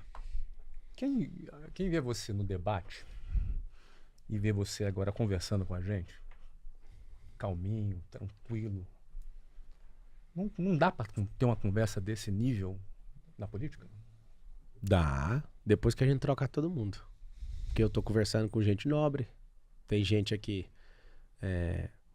que venceu na vida, ali tem um monte de falcatrua, ali tem um monte de gente despreparada, ali tem um monte de gente que combina com jornalista pra me ferrar, ali tem tudo pra dar errado. Se eu seguir a regra deles, eles vão me engolir. Tanto é que eu sou o único que tá crescendo. Na pesquisa que já tá errada. Eu sou o único que tá crescendo. O mundo é um jogo. E a pessoa que não sabe ler o jogo vai ser engolida. E eu sempre criei indisposição em todos os lugares. Então é um jogo aquilo? Tudo é um jogo. Combinado ali? Não, um negócio? porque... Como é que é isso? Da tua visão sobre isso. A palavra jogo, Flávio, vem de jocos, que significa diversão no latim. Então, eu não queria abrir isso assim pra tanta gente, mas... Existe uma diversão por trás de tudo. E alguém desenhou que aquele jogo ele tem que ser naquele nível. E eu percebi que naquele nível eu serei engolido. Por quê? Porque são 5, os 5 é 4 contra 1. Entendeu ou não? Lá no debate da Band só tinha 5. 4 pessoas contra uma pessoa, que sou eu. Você está querendo dizer que os outros 4 todos eles tinham uma espécie de acordo entre eles? Mas está provado. No último debate agora da Veja, o Nunes, que é de esquerda, o Boulos, que é de extrema esquerda, e o Datena, que é de centro-esquerda, você não está entendendo. Todos eles são de esquerda. Isso não é novidade, não. É só entrar na composição do partido. É só você entrar lá no Google que você vai ver. Tá escrito aí. Não é eu que tô falando, não. E por que o Bolsonaro tá apoiando? Porque eu não tava na data certa. Ele teve que apoiar porque não tinha outro candidato. Eles sacaram o Salles para alguma indisposição com o Valdemar Costa Neto. E aí, esse negócio de vamos tirar o Boulos, o que tem de menos pior é ele. Eu não vou curvar para esquerdista. O meu total respeito ao capitão, ele sabe disso. Mas eu não posso curvar para isso. De forma nenhuma. Então, o que é a sugestão que eu dou para todo mundo? Respeita a posição do Bolsonaro, ele tá condicionado à posição do Valdemar Costa Neto. Que, inclusive, é um cara que nunca importou com direita nem conservadorismo, até o Bolsonaro meio que arrendar o partido dele, mas ele nunca abriu mão disso. Mas por que o Bolsonaro se curva ao Valdemar? Porque ele é o dono do partido, quem é o dono do partido é o Valdemar. Por isso que não dá pra culpar o Bolsonaro. Eu entendo o Bolsonaro e tudo que ele fez por nós. Ele sabe o respeito que eu tenho por ele. Inclusive, eu almocei e ganhei uma medalha. Acho que a medalha tá aqui, ó. Hoje eu tô sem a carteira de trabalho e hoje eu tô com a medalha dele aqui. Ele me deu essa medalha aqui, ó. Imorrível, imbrochável. Bolsonaro. Você anda com a medalha? Não, eu peguei hoje. É porque eu não achei a carteira. Tem que ter alguma coisa no bolso pra mostrar, né? E aí, o que acontece? Acontece o seguinte. A leitura da política municipal é diferente. Nós somos 5.568 municípios no Brasil.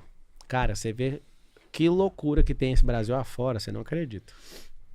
É uma loucura. Do tanto de acordo de PT até com o próprio PL. Tem situação que tá o PT e o PL.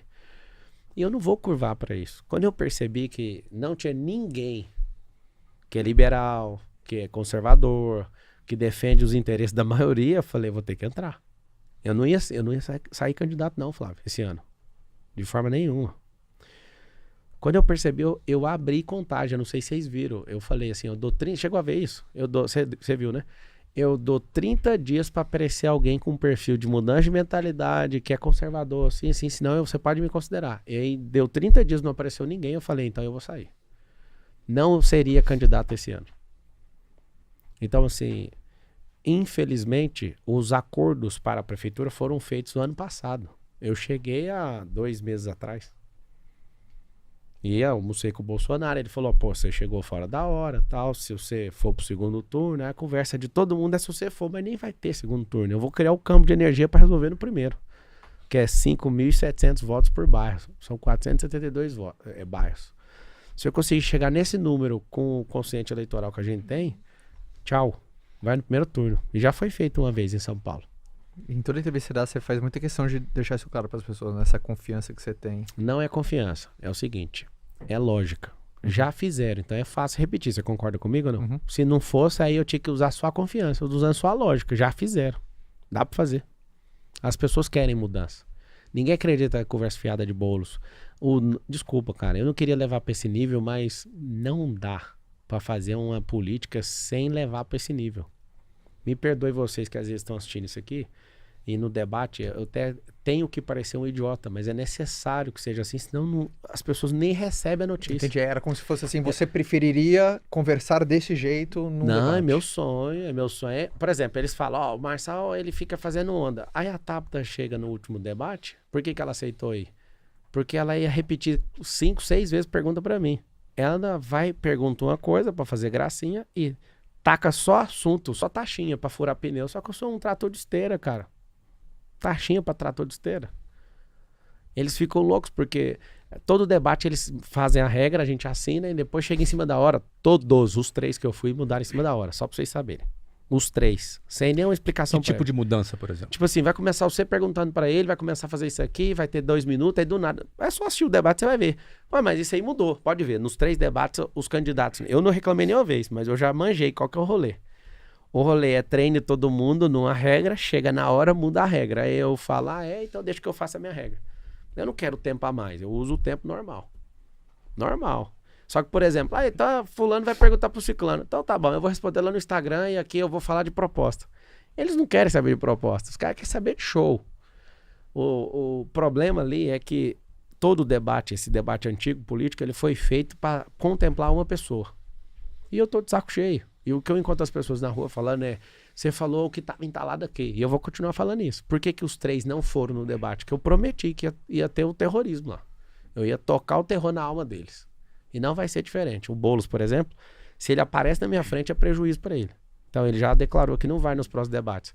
E ele falou, lá na Câmara dos Deputados, no Conselho de Ética, com a boca dele, me olhando assim, ó. Eu quero, é meu sonho, debater com você no debate. É o pesadelo, virou o pesadelo da vida dele. Uma das coisas que está marcada nessa campanha até o momento é uma acusação séria que tu faz de que o candidato Boulos seria cheirador de cocaína. É uma posição muito forte. Para você falar isso, você tem provas? Tem, vai ser usado na hora certa. Se eu usar agora, eles vão abafar, usar a imprensa inteira. Eu vou usar na hora certa. Ele tá com medo porque ele sabe que eu tenho. O que acontece? Mas você tem provas inequívocas? Sim. O que acontece? Tem prova, tem processo, assim, tem um processo de... Eu vou te falar até onde dá pra falar aqui, porque na hora certa eu vou abrir tudo. Tem um processo em segredo de justiça e eu vou revelar na hora certa. Porque isso aqui é um jogo, lembra que eu falei que é um jogo? Se eu falar agora, vai abafar e acabou. Inclusive, ele ganhou o direito no TRE de colocar o direito de resposta no meu Instagram. Eu não vou combater, eu vou colocar. Vou colocar o direito de resposta dele, só que vai ser de um jeito inovador também, né? Eu não vou fazer do jeito que ele quer. Então, acho que vai dar mais prejuízo pra ele do que ele tá imaginando. Esse cara, ele parece bonzinho, Lulinha, paz e amor, mas esse cara senta do meu lado e fica me xingando o tempo inteiro lá no debate. Falando absurdos pra mim. Ele foi me dando energia. Você pode ver no debate, eu desafio qualquer um. Eu não comecei baixaria com ninguém, mas eu terminei com todos. Todos que começam. Eu não começo. Isso é uma tática de guerra pra mim, emocional. Eu não entro em guerra com ninguém, Flávio, zero. Se a pessoa entrar, agora ela segura. Eles começaram a palhaçada e não deram conta de segurar, agora essa é a verdade. Eles fizeram uma orquestrinha lá no Dia da Veja para os 3 saírem e soltar notícia de cassação. Pra quê? Pra não pesar pro lado deles, colocar como se eu fosse o doido, só que o remédio de doido é 1,5 doido, moço. No mundo inteiro, você que tá assistindo, pra tratar qualquer doido é 1,5 doido. Esse é o remédio exato pra tratamento de doido. Eu não vou afinar pra esses caras. Não tem como perder essa eleição aqui em São Paulo. E não adianta tentar tirar. Se tentar tirar vai ficar pior, porque eu vou revelar tudo que tá por trás. E não tô nem aí pra isso. O povo tá cansado, nós não somos bobos. É o povo pelo povo e acabou. Como que tá? E outra coisa, não é crime cheirar cocaína. Então não tem um crime cheirar cocaína. Ou seja, você não está atribuindo a ele um crime. Então não é calúnia. Não é calúnia. É, aí ele vai falar, não, então você tá me difamando. Igual no vídeo ele fala, conta até uma história triste, você morre de dó dele. Ele disse agora que a filha dele ficou muito triste com essa situação. Eu imagino, deve ser horrível ser filha de um cara desse. Né? Que não respeita a propriedade privada, que quebrou a Fiesp, que fica encantado com a ditadura da Venezuela, que apoia o Hamas, aquela confusão que tá tendo entre os irmãos que são palestinos e israelenses, é porque é um cara igual ele apoia o Hamas e apoia com a boca. Só que na eleição agora ele virou assembleiano, ele não usa droga, ele não faz nada. Agora na eleição ele é o melhor cara que existe, é o Lulinha Paz e Amor. Só que ele não contava com a minha astúcia, ele não sabia que eu ia atrapalhar o rolê que tava desenhado. Eu entrei aqui foi pra arrancar ele. Existe um preço muito alto entrar na política. Existe um preço. Acho que... E que a gente vê que ele está disposto... Exato. Está pagando esse preço. A gente consegue perceber que você está disposto, para você tem consciência desse preço. Ou foi à medida, você foi ganhando essa consciência? Cara, quem faz de coração as coisas, a pessoa não olha para preço. É a questão de valor. Exato. Se eu for olhar só pro meu cérebro, o preço é mais caro do que qualquer um dá conta de pagar. E nem tô falando de riqueza monetária, não. Não é de pecúnia, não. É de energia humana aplicada nisso. Eu falei pros meus sócios, que eu tô me desconectando de tudo, falei pra eles, cara, se eu desse atenção pra cada um de vocês, igual eu fico no telefone respondendo jornalista, a gente ia triplicar o faturamento até o final do ano. Só de eu dar atenção pra eles, a gente ia fazer coisas inovadoras. Aí eu resolvi, dali pra frente, criou um ar de consciência dentro de mim, não atenda mais jornalista. Eu não atendo. Como é que tá pra sua família, assim? Como é que tá a sua esposa, seus filhos? Estou preservando eles de todas as formas. A Carol, ela é muito focada em cuidar das crianças mas é inevitável, né? As crianças veem as coisas e tudo, eu explico tudo como se eles tivessem 30 anos de idade. Você conversa com eles? Converso, falo tudo, fica em paz com o papai e eles entendem. Eles sabem o nível de perseguição gratuito que eu já tenho, né? Por causa da internet. Então na política agora não tá diferente. E é o que eu falo pra eles. As pessoas podem zoar o papai, só usa aquela tática que eu já ensinei. E é massa ver eles usando a tática. Qual tática? Seja melhor que o meu pai, tenha mais resultado que ele. Tenha uma família mais forte que a dele. Prospere mais pessoas que ele. Restaure mais casamentos que ele. Mas a resposta curta é: tenha mais resultado que o meu pai. Aí você pode falar que eu vou até te ouvir. Se você não tiver, cala a boca. É assim que funciona lá em casa. Eu acho bom essa resposta. Um dia uma criança foi zoar ele, e falou, cara, você pode zoar meu pai, mas seu pai é um bosta perto do meu pai. Não adianta você falar alguma coisa de errado do meu pai. Meu pai é tudo que você quiser, mas o seu não dá conta de passar, então fica ser na vida de vocês e o que vocês estão fazendo. Eu acho legal essa resposta, porque tem gente que fica fragilizada, né? Nossa, um erro.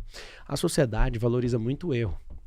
Por exemplo, eles estão remexendo nesse processo meu, de 13 anos, que ano que vem agora faz 20 que aconteceu. Uhum. Por que eles estão remexendo e não remexe no do Lula? Por que a prisão do Nunes, que ele também tem, ninguém está remexendo? Porque é eles que, de certa forma, estão bancando essa militância. Entende? Uhum. Eu construí casas na África, não tem uma notícia. Nenhuma notícia. Por quê? Porque eu não pago, cara. Capa de revista. Ou você que tá pagando é seu inimigo, cara. Ou alguém que quer algum contrato com você. A capa da revista nunca é gratuita, nunca é pelo mérito e nem gratuito. Ou foi você que pagou pra falar bem, ou é alguém que quer fechar um contrato com você, então ele pagou por isso, ou é seu inimigo pra falar mal sobre você. Não tem outra chance. E o mundo precisa de entender que a clareza do marketing, o que tá por trás disso tudo. Então, assim, eu vejo que esse povo tá juntando absurdamente contra mim. Só que é mais do que eu tava imaginando. Porque realmente eles ficaram temerosos com a minha entrada e com o meu estilo, meu freestyle. Por quê? Porque eu já entendi o jogo dos caras. Tem um que finge de bonzinho, mas não quer resolver problema nenhum, mas tá morrendo de medo de perder o parceiro. O outro tá com medo de perder a glória. Vou mandar só os recados aqui, ó. Um não quer perder o parceiro, o outro não quer perder a idolatria que o povo tem com ele.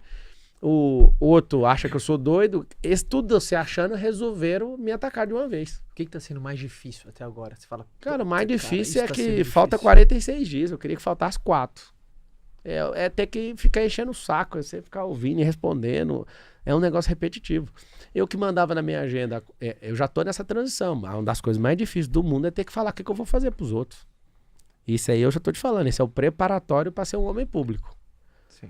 Ou seja, tá sempre essa satisfação coletiva a todo momento. O tempo todo. Você chega em qualquer lugar no espírito, o espírito já muda, porque tem... Vocês viram na chegada aqui, E né? é importante você já entrar no clima, porque é assim que funciona. Então, mas eu tô disposto, cara. Mas isso pra mim essa transição, sempre a transição é dolorida. Tá. Essa questão do estar disposto, a pergunta sempre é por quê. Vou pegar um dado aqui também, aqui do TRE.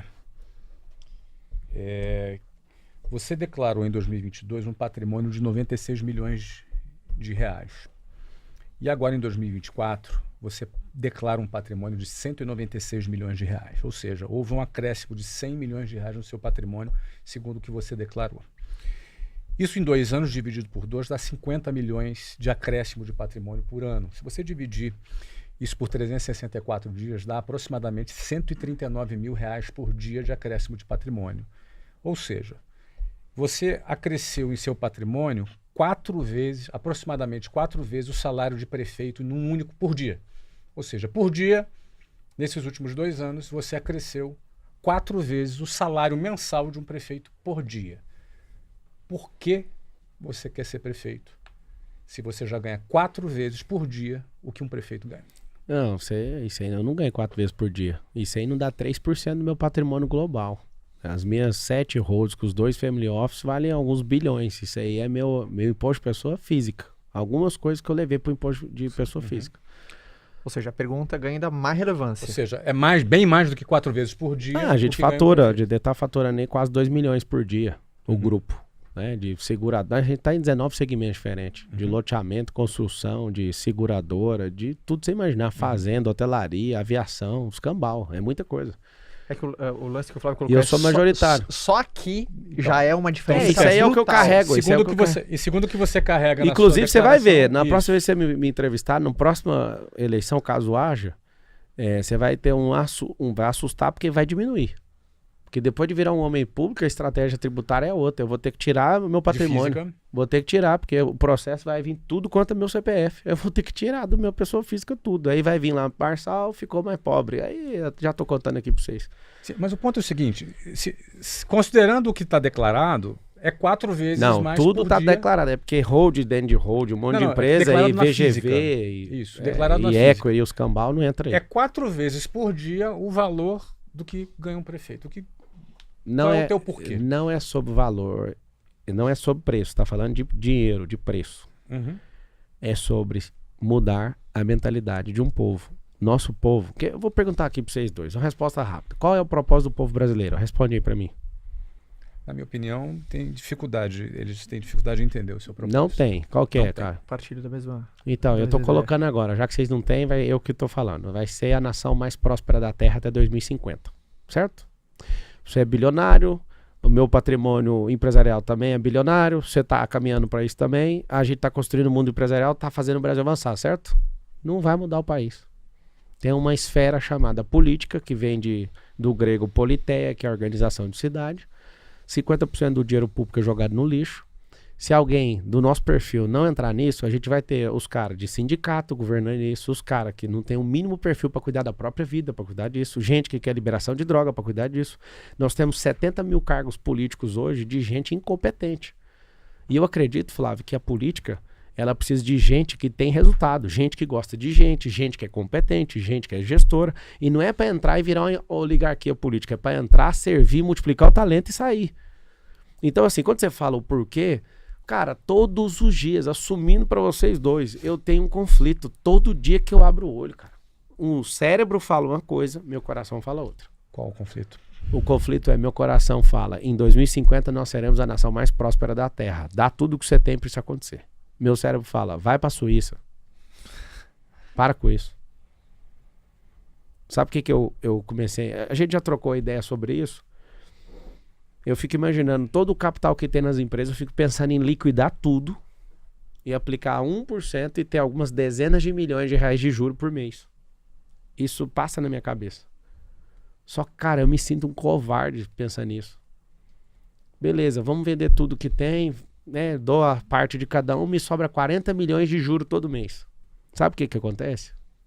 Que merda de vida é essa? Cadê a coragem? Eu posso até ganhar 40 milhões de juros de jeito, acabando com todos os negócios, fazendo todos, sendo bem vendidos, tudo, entregando todos os meus VGV de loteamento, tudo. Beleza, todo mês eu acordo e tenho 40 milhões de reais. O que eu vou fazer com isso? Eu já tenho o que eu quero, cara. Eu quero de verdade servir. E se for custar perder isso aí, que vamos embora, cara.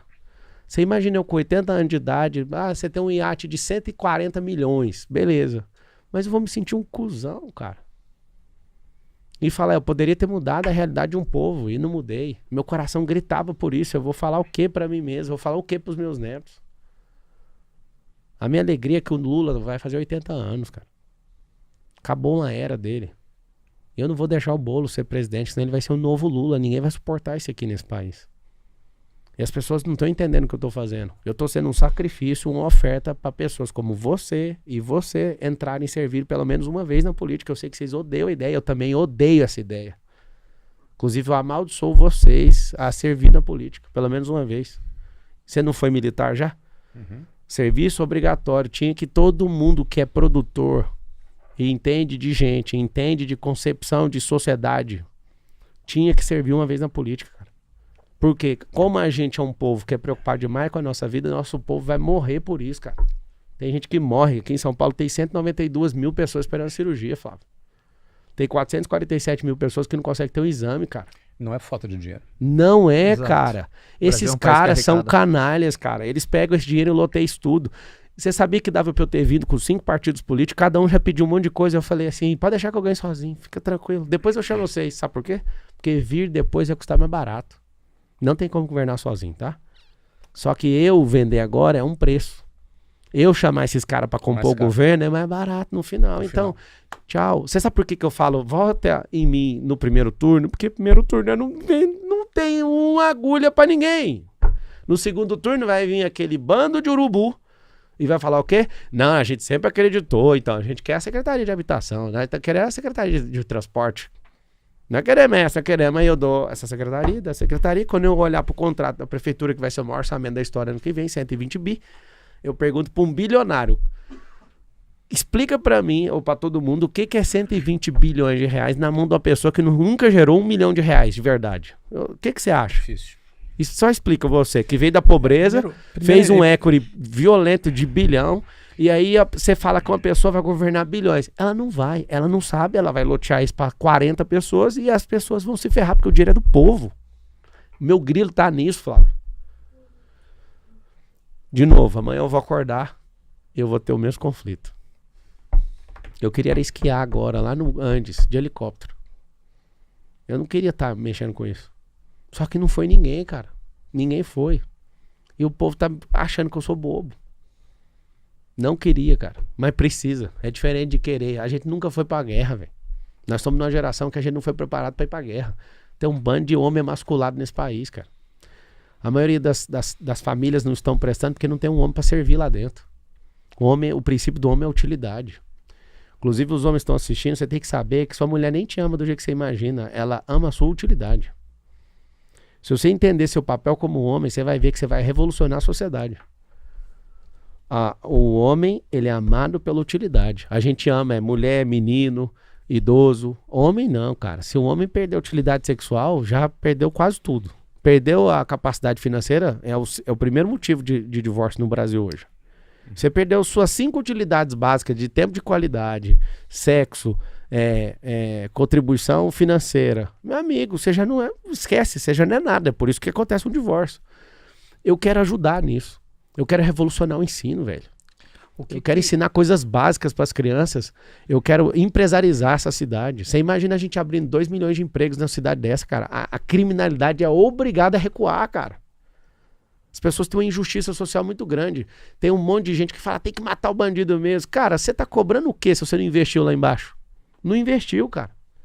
O cara vai pra cadeia, aí você fala assim, não, a gente tem que ressocializar. Ressocializar o quê se não foi nem socializado? Os caras têm raiva de riqueza. Porque não tem oportunidade e porque é ensinado numa escola pública, odiar rico.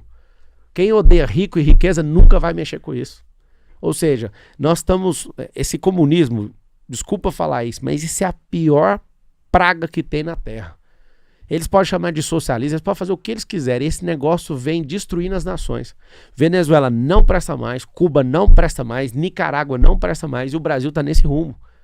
Por que que todo mundo pergunta pro Bolo se é uma ditadura ou não, ele não fala? Porque é aquilo que ele mais ama, ele venera aquilo. E aquilo é pauta ideológica dele. Ele não admite, mas fica nítido do tanto que ele é covarde de assumir. Então, assim, esses caras de geração em geração gostam de manter o povo amortecido. Eu quero que o povo se liberte, cara. Sabe o que eu me sinto? Eu me sinto um Moisés dessa geração. E a galera vai me arrebentar. Eu vou fazer o quê? Eu vou ter que sair com esse povo, né? Vamos ter que sair, vai ter que libertar a mentalidade desse povo, entendeu? O que você gostaria que as pessoas soubessem, que todo mundo soubesse de você que elas não sabem? Por exemplo, eu queria que todo mundo soubesse isso de mim. Porque eu não sou o que você pensa. Se você sentar comigo, você vai ver que eu sou o melhor companheiro pra você ter na sua vida e que se eu não gostar do seu, eu vou falar na sua cara. O que você acha que as pessoas acham que você é? Porque elas não têm proximidade. Que o maior erro que a pessoa tem na astrologia é não certificar estando lá próximo. A pessoa conhecer olhando no olho, a pessoa vai falar outra coisa. Todo mundo fala isso.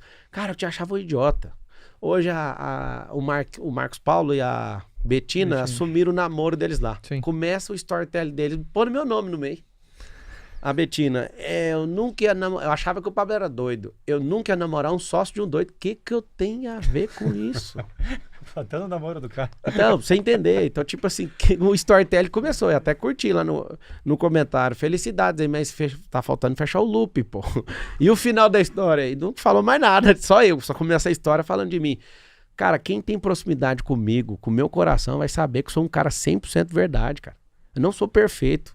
Só que eu sou pau na máquina. Se você me soltar numa prova de resistência, esquece, amigo. Eu vou terminar essa prova. É que você acha que muita gente tem um primeiro contato com você, com o Pablo explosivo, assim? Cara, Pablo é de várias formas. Fogo, tem gente... a fase do meme lá. Cara, a fase do meme foi patrocinada por mim, cara. Pois é. Mas por quê? Porque é o jeito de entrar na cabeça de um povo que contempla esse tipo de coisa. As Então pessoas... foi intencional isso. Antes não era pra fazer o meme negativo. Era pra ser assim, né? Aquela coisa, só os cortes poderosos. Entendi. Aí um cara pegou, arrancou o começo de um corte. Sim. E aí soltou sem contexto. Os cortes estavam dando 1 milhão, 2 milhões. Aí sem contexto, 30 milhões. Aí o cara perguntou, cara, isso aqui vai valer pro campeonato? Eu, caramba. Pode ir. O que acontece? Aquilo deu um prejuízo de imagem absurdo. Uhum. Só que aí o segredo do velório é o seguinte. O segredo do velório é que se alguém te cancelar, não aceite ser enterrado. Porque se o morto levantar, o velório tá cancelado. Então tem 2 cancelamentos. Do público, já trazendo as coroas, ó, já tá marcado o sepultamento é às 15. Uhum. E o cancelamento do velório. É isso. Tem 2 cancelamentos. O povo trazendo as flores e já chorando, forçado. Ah, morreu. Aí você tá lá, você decide se você levanta ou não. Aí eu aprendi que pra cancelar velório é só o morto levantar. Acabou. Aí o que eu fiz? Comecei a marcar um monte de velório propositadamente pra esse negócio proliferar. Aí fui parar na Praça é Nossa. Chamei todos os humoristas, fui pra fritada. Aí falei, tá aqui o segredo pra entrar na cabeça do povo. Então se eu falar bater palma ao contrário, o povo sabe o que é. Se eu falar calma que eu tô aqui é um negócio do helicóptero. Eu comecei a usar a linguagem porque pouquíssimos brasileiros conseguem entrar no inconsciente coletivo. Eu consegui entrar. Nesse momento não se fala mais do meme. Mas por quê? Já passou. Porque eu cancelei os velórios. Cancelou os velórios. Tá bom. bem. Só você ter conteúdo e não parar, cara. E quando eu fiz a pergunta... Porque, obviamente, muitas pessoas têm um primeiro contato com você. Por que eu falo isso? Quantos debates você falou que tem ainda? Cara, são 11 do total. 11 debates. Faltando... Então, muita gente vai ter Eu não digo, eu acho que o primeiro contato já é difícil, né? Não sei se já teve algum tipo de contato. Mas enfim, então conhecendo o Pablo, você acha que a melhor estratégia é conhecer qual versão sua primeiro? Porque faz. Desde que a pessoa vá pro passo 2, passo 3, ela vai descobrir. Ela vai descobrir que o cérebro do brasileiro ainda vai ser modificado nos próximos 50 anos, mas ainda é de um povo vitimizado. Por exemplo, um defeito vale mais que 1000 qualidades. Uhum. E eu provo isso pra todo mundo. Você faz 1000 acertos, ninguém bate palma. Errou, todo mundo taca a pedra. Exato. Não é assim que funciona? Uhum. Então, se isso chama mais atenção e chama a atenção de todo mundo, por que não provocar os defeitos? Por que não ir para esse extremo rápido? Chamar a atenção. Vamos lá. Imagina eu no debate, comportado com as folhas igual o Flávio ali. Olha, a proposta para a saúde é redução em 12 pontos percentuais e nós vamos alocar esse sistema para... O pobre tá lá na casa dele, tem que trocar de canal. Então, tchau, amigo. Você não chamou atenção. Regra número 1 do planeta Terra. O maior ativo do mundo é o quê? Atenção. Ah, mas tem uma carteira de trabalho aqui no bolso. Por exemplo... Você entrou naquele debate planejando fazer o que você fez? Rapaz, a carteira tava desde o primeiro no bolso. Chegou uma hora que se você assistir, você vai ver. No finalzinho, na Band, eu pego aqui atrás e puxo e falo, cara, eu já fiz outro negócio do nariz, então acho que é excesso de negócio. Eu não vou falar isso não. Vou deixar pra próxima. Depois na outra tava aqui esperando ele falar o negócio, porque não é só fazer o negócio. Tem que ter um campo de energia. Por isso que eu tô tranquilo que eu vou vencer a eleição no primeiro turno, porque eu ainda não, só pra saber, eu ainda não tenho campo de energia, eu tô formando ele. Você não entendeu até agora, eu não preguei nenhum adesivo em carro, em nada. Tá entendendo ou não? Não construí o campo tá sendo formatado, a base dele. É só abrir o campo. Eu faço lançamento de mais de 100 milhões, que jeito? Com a mesma coisa que eu tô te falando. Só uma coisa. Você imagina eu, do meu estilo, eu consigo fazer um faturamento num lançamento digital de 100 milhões que custa pra pessoa comprar. Você acha que eu vou ter dificuldade de arrumar o campo de energia sem ter que fazer a pessoa pagar por algo? Não existe essa possibilidade. Eu vou ganhar no primeiro turno. O povo sabe o que eu já fiz na África. O povo sabe o que eu fiz no Rio Grande do Sul antes de governo, qualquer um governo. O povo sabe o que eu já fiz na Venezuela. O povo sabe que eu quero ajudar de qualquer jeito. A maioria das pessoas que me seguem nunca me pagaram nada. Eu tenho um movimento de QGR com quase 800 mil pessoas no mundo inteiro, modelado no negócio que você fez. Então, assim, as pessoas já sabem. E tem alguma coisa na sua estratégia que você percebeu ao longo desse início do jogo valendo que você precisa mudar? Obviamente, se você quiser ficar confortável, porque é uma disputa, fica confortável em não responder. Mas tem alguma coisa que você já viu? Cara, isso eu percebi que ao longo do caminho é melhor mudar. Alguma coisa na sua estratégia? Vou explicar o que é a única... É porque a política tá apavorada por isso. Porque todo mundo só sabe fazer a mesma coisa. E eu falo pra todo mundo, ignora isso aí, cara. E o povo fala, não faz. É um monte de especialista, você tem que estudar quali. Tá bom, eu vou pegar quali, só que eu não tenho onda, não tenho energia. Não adianta eu estudar quali e querer inverter o pensamento de alguém que caiu na quali. Não tá nem chegando. O que é quali? Desculpa, ignorância. É o qualitativo, é uma pesquisa. tá.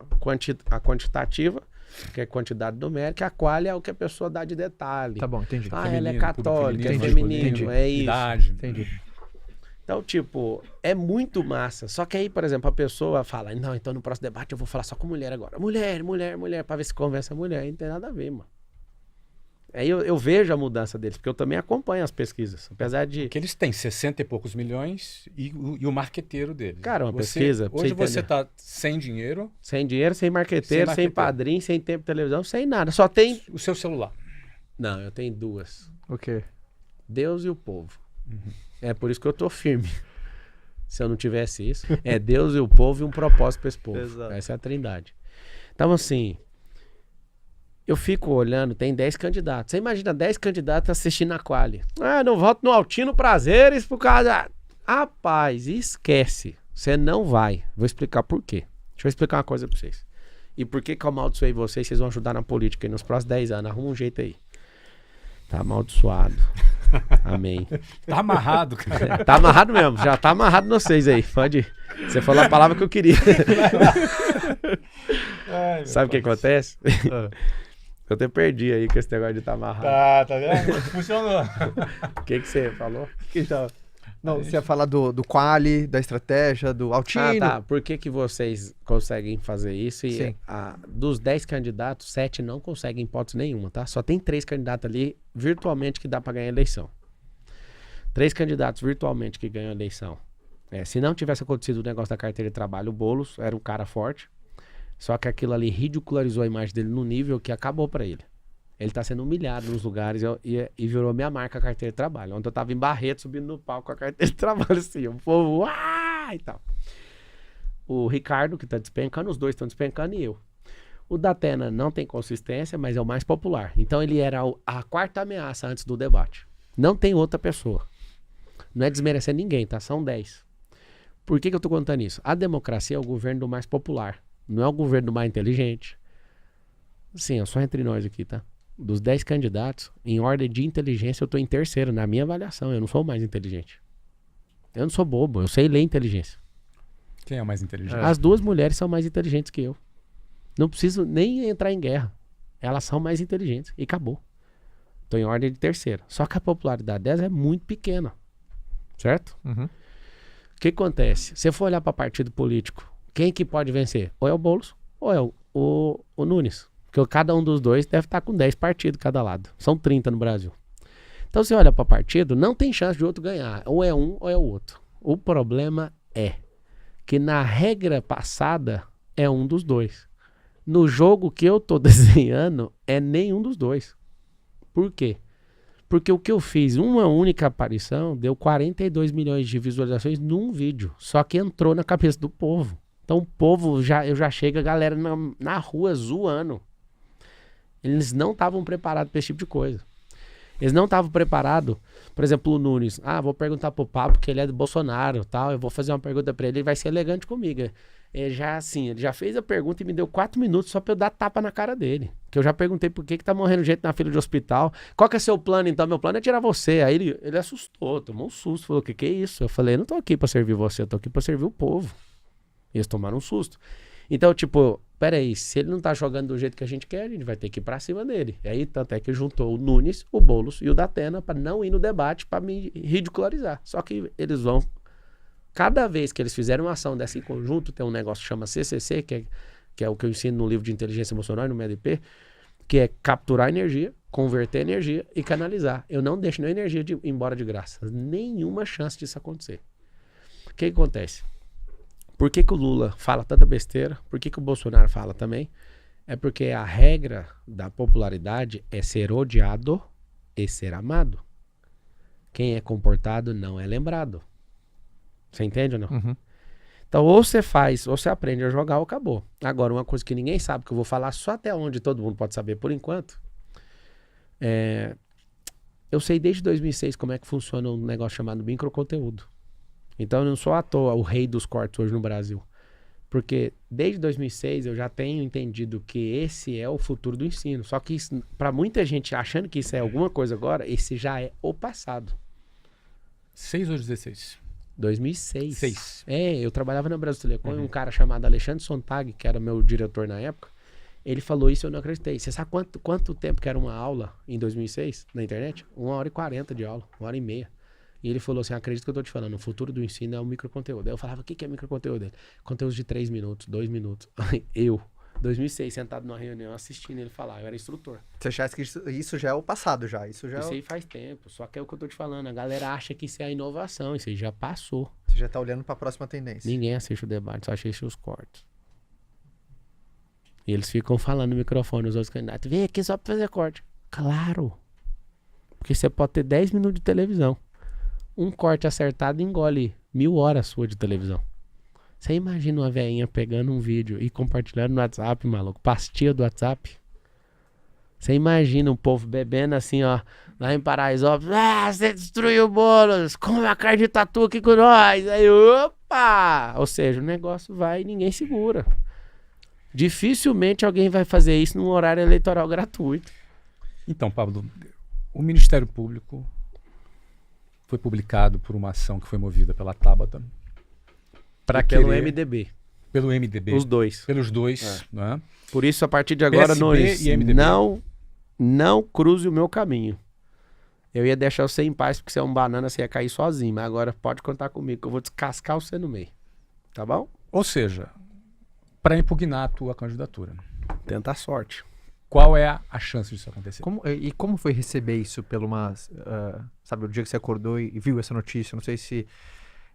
Como você já passou por essa circunstância, Cara, no não bastidor foi uma a gente sabe surpresa. tudo antes, cara. Então não foi uma surpresa? É tipo assim, as campanhas todas se conversam, entendeu? Entendi. Então, tipo, o advogado vai mover, já conta pro outro, a gente já sabe antes de fazer a inicial. Todo mundo Então sabe você já tudo. sabia que ia chegar. Todo mundo, e sabe que é sem fundamento. É assim, sem Ou seja, fundamento. não tem fundamento. Zero, porque eu já sei que é assim que funciona, moço. Que é abuso de poder econômico, ou Não seja, coloquei, você não disse vou que não pôr. colocou dinheiro seu. Não disse não, eu não coloquei. Você não tá entendendo. Não coloquei e acabou. Por quê? Porque é o único jeito de pegar um rico na política. O Avan, o velho da Avan, ele patrocinou um candidato. Esse candidato foi condenado em alguma coisa lá no TRE lá do estado. Eles colocaram o Avan inelegível. Pra você entender que ricos, sim, ricos Ele não nem, são... nem se candidatou. Sim, ricos não são bem-vindos na política, você não tá entendendo. É o único jeito de libertar o povo, cara. Não é rico explorador, não. É o rico que já fez tudo que ele quis na vida e ele fala, agora eu quero ajudar. Rapaz, você vai ver o que vai ser na vez de vocês. Tenho certeza que vocês vão... A vez de vocês é ótimo. Vocês vão ver, vai ser assustador. Flávio. Muito bem, eu desejo saúde para você, Pablo, inspiração Boa. e muita energia, muita capacidade de enfrentar esses desafios para sua família, né? Para Carol, para seus filhos. Valeu. Acho que são pessoas que entraram nessa batalha com você. Desejo para você muito sucesso. E antes de eu encerrar minha parte, acho que é válido nesse momento, que a gente conversou com profundidade com o Pablo, dizer mais uma vez, qualquer candidato que está concorrendo, que quiser ter esse espaço aqui, as portas estão abertas. E eu desejo sucesso para você, Pablo. É isso mesmo. E eu acho que como pergunta final, assim, antes dessa pergunta final, você falou muito dos seus pais aqui, né? Então tem muito dessa raiz, você falou que meu pai foi muito sábio. O que seus pais estão achando disso tudo? Minha mãe, ela fala assim, não tem nada que você fala que vai fazer e não dá conta, né? Então, vai com segurança. Meu pai fica doido pra entrar na campanha, que ele mexeu com isso a vida inteira. Ele fala, não mexe com isso não. Deixa que tá sob controle. Ele fica doido Fica pra vir. sossegadinho aí, aproveita a sua... Eu não gosto de contratar parente, nem não gosto não. Eu não contrato nenhum parente pra empresa. Nas minhas empresas já é... Imagina, na minha vida privada eu já não contrato parente. Ninguém. Nem de primo. Zero. Imagina na prefeitura, cara. Vai ter gente competente, cara. Porque eu construí o que eu construí foi por conta de gente competente. Vai ter que investir muita energia em relacionamento. Aos meus pais, um beijo pra vocês. Obrigado por tudo que vocês me ensinaram. Meu pai me ensinou a nunca tocar em nada de ninguém. Falando pra vocês aqui, eu nunca toquei em nada de ninguém. Quando o Boulos falou assim, o Marcelo é ladrão de banco. Ele que começou, né? Agora ele segura. Vamos ver quem que aguenta o tranco. Mas quando ele fez aquilo, eu falei pra ele assim, fala o tanto que foi ou o banco da onde que eu peguei que eu faço o Pix agora. Nunca toquei em nada de ninguém. E nunca vou tocar, não preciso disso. Eu tenho talento pra isso, eu sou esforçado, eu sou trabalhador. E o que eu tô gostando dessa política é que a política ajuda a te destruir, mas se você não parar, você consegue reconstruir tudo. Assim como foi com os memes, né? Então eu tô muito alegre dessa baixaria toda. Isso vai reforçar um padrão meu comportamental, vai fazer com que, como eu não vou parar mesmo, e não ter um pingo de vergonha na cara, a mídia e a esquerda prega como se você tivesse um deslize na vida, você não serve. O único que serviria para a esquerda seria Jesus, mas eles colocam o Lula. Que ele sim foi condenado a 9 anos, 3 juízes, 580 dias de cumprimento de cadeia até ser descondenado. Que eu fui na faculdade de Direito até hoje não entendi o que eles fizeram. Não tem isso lá nos livros de Direito. Mas eles não pegam no pé de caras assim. Existe um sistema, a mídia é o quarto poder da República. A maioria dos donos, os veículos de comunicação, os donos são pessoas conservadoras. Mas os seus funcionários são militantes. Isso tá sem controle no país hoje. Tem gente que é neutra, que é bem pouca. Tem gente que é militante por aprender isso em faculdade. Tem uns malandrões, os outros, que é outro perfil, que vende notícia. E me oferece direto. Vai, compra aqui, 4 notícias e a gente fala o que você quiser. É assim que funciona. Tem uns que é muito influente, é porque é muito amigo. Só que no contexto geral, o quarto poder da república tem atrapalhado o país. Porque do jeito que você bate um, você tinha que bater em outro. E eu tô desacreditado em relação ao Brasil. Por isso que eu tô indo igual maluco. E eu não vou afinar pra ninguém. Porque o que eu sinto no meu coração, que eu sei que veio da parte de Deus, não tem homem que vai fazer eu curvar minha cabeça. Eles estão arquitetando pra derrubar, não tem fundamento. A gente vai ter que gastar dinheiro da campanha com advogado. Pra você ver o jeito que tá. Engraçado, né? Um bilionário falando isso, olhando para outro bilionário. Eu não pedi nada pra você, nem vou pedir pra você, mas eu tô aqui, eu sei que alguém vai ajudar. Alguém vai ter que ajudar, porque eu tô aqui como soldado, eu tô aqui no rádio, ó. Estamos no campo de batalha sem munição. Se o povo não tiver sensibilidade, quando eu falo povo, não é o povo que tá na fila do hospital, não. É gente que dá conta. Agradeço os 8.000 pessoas que ajudaram. Pra vocês terem noção, o dinheiro que chegou até agora, que deu R$600 mil, dá pra rodar um Citrus e parar. Pra você entender. E pagar as continhas de filmmaker, de não sei o que, e parar a campanha. Mas eu não vou parar. Eu fiz uma promessa de não pôr meu dinheiro, porque eu sei que eles iam atrás de mim por isso. Não aceito dinheiro público. Você viu tanto que eu tô no mato sem cachorro. Mas Deus proverá. Assim como Abraão estava sacrificando Isaac ali, e Deus proveu o cordeiro. Eu nunca esqueço que Isaac pergunta para Abraão, falando assim: papai, mas isso aqui é o quê? Aí ele falou assim: Deus proverá. E estava ali em vias de fato de sacrificar o próprio filho. E aí, de forma milagrosa, aparece um cordeiro. Então você que está me assistindo, eu não sou duas caras. Muitas pessoas me odeiam porque eu falo uma conversa só. Meu papo é reto, não estou de brincadeira. Eu não estou precisando de ajuda. Quem está precisando de ajuda é o povo. Se vocês não quiserem votar em mim, vai ser um livramento na minha vida. Se vocês apostarem em mim, vai ser a transformação que todo mundo sonha para esse país. Porque eu sou o cara nesse país hoje que aguenta mais pancada. Eu fui treinado para isso, eu fui preparado para isso. Eu não estudei direito à toa por isso. Eu não sou dono de rede de escola à toa.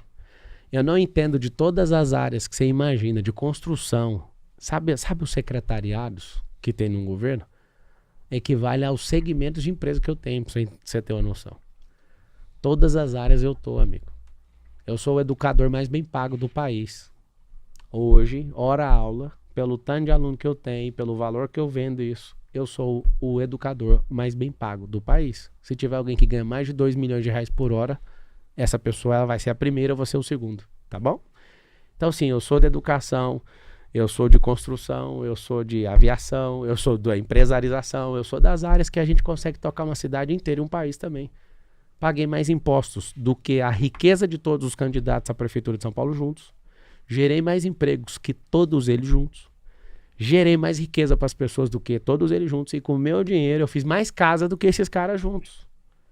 Então, assim, tá vendo? Eu tava quase gostando de você. Eu não tô aqui pra você gostar de mim. Eu tô aqui pra você entender que você não saiu candidato, então não enche o saco. Eu saí. Ou você torce pro mal, ou você torce pra alguém que é o bem, que vai resolver o problema dos outros. E vai começar o seguinte. Esse relógio aqui, ó. Tava olhando os relógios de vocês aí, de gente muito rica. Eu também tenho relógio muito rico. Relógio de 1 milhão que eu quebrei. Relógio de 400 mil. Só que esse relógio aqui, Flávio, é o relógio do Theo. Então, um garoto de 8 anos de idade.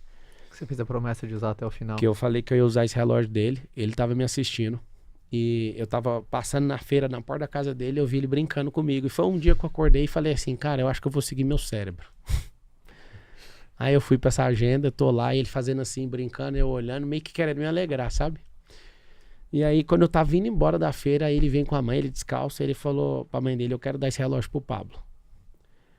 E aí ele vai me dar um relógio, cara. Eu pergunto no meu coração assim, por que ele tá me dando esse relógio? Só que aí volta a cena. Quando eu fui arrumar, eu sempre coloco um relógio no braço. Nesse dia, eu não senti no coração de pôr o relógio. Vai sem relógio. Aí esse menino coloca o relógio no meu braço e vê a mensagem com o relógio junto. Esse é o tempo das crianças e dos mais pobres. Aí eu olho nele assim, aí eu falo: você sentiu dor? Porque eu queria saber se era do coração dele. Rapaz, ele começa a chorar. Doeu no seu coração? Você sentiu ele chorando. Aí a mãe dele fala assim: o nome dele é Theo. Theo, eu sei o que significa. O nome do meu filho. É Deus. E ali eu vou confessar uma coisa pra vocês. Ali eu tava ouvindo muito meu cérebro naquele dia.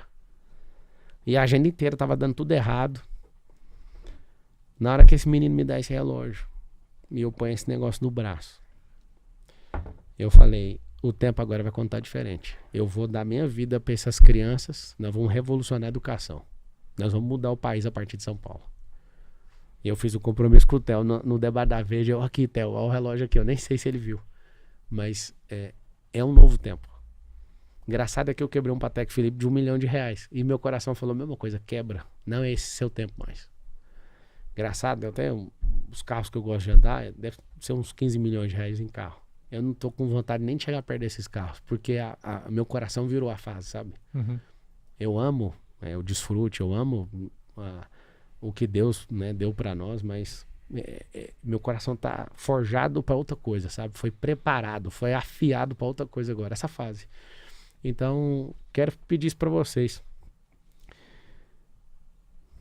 Se você se acha melhor que eu, por que não foi você, cara?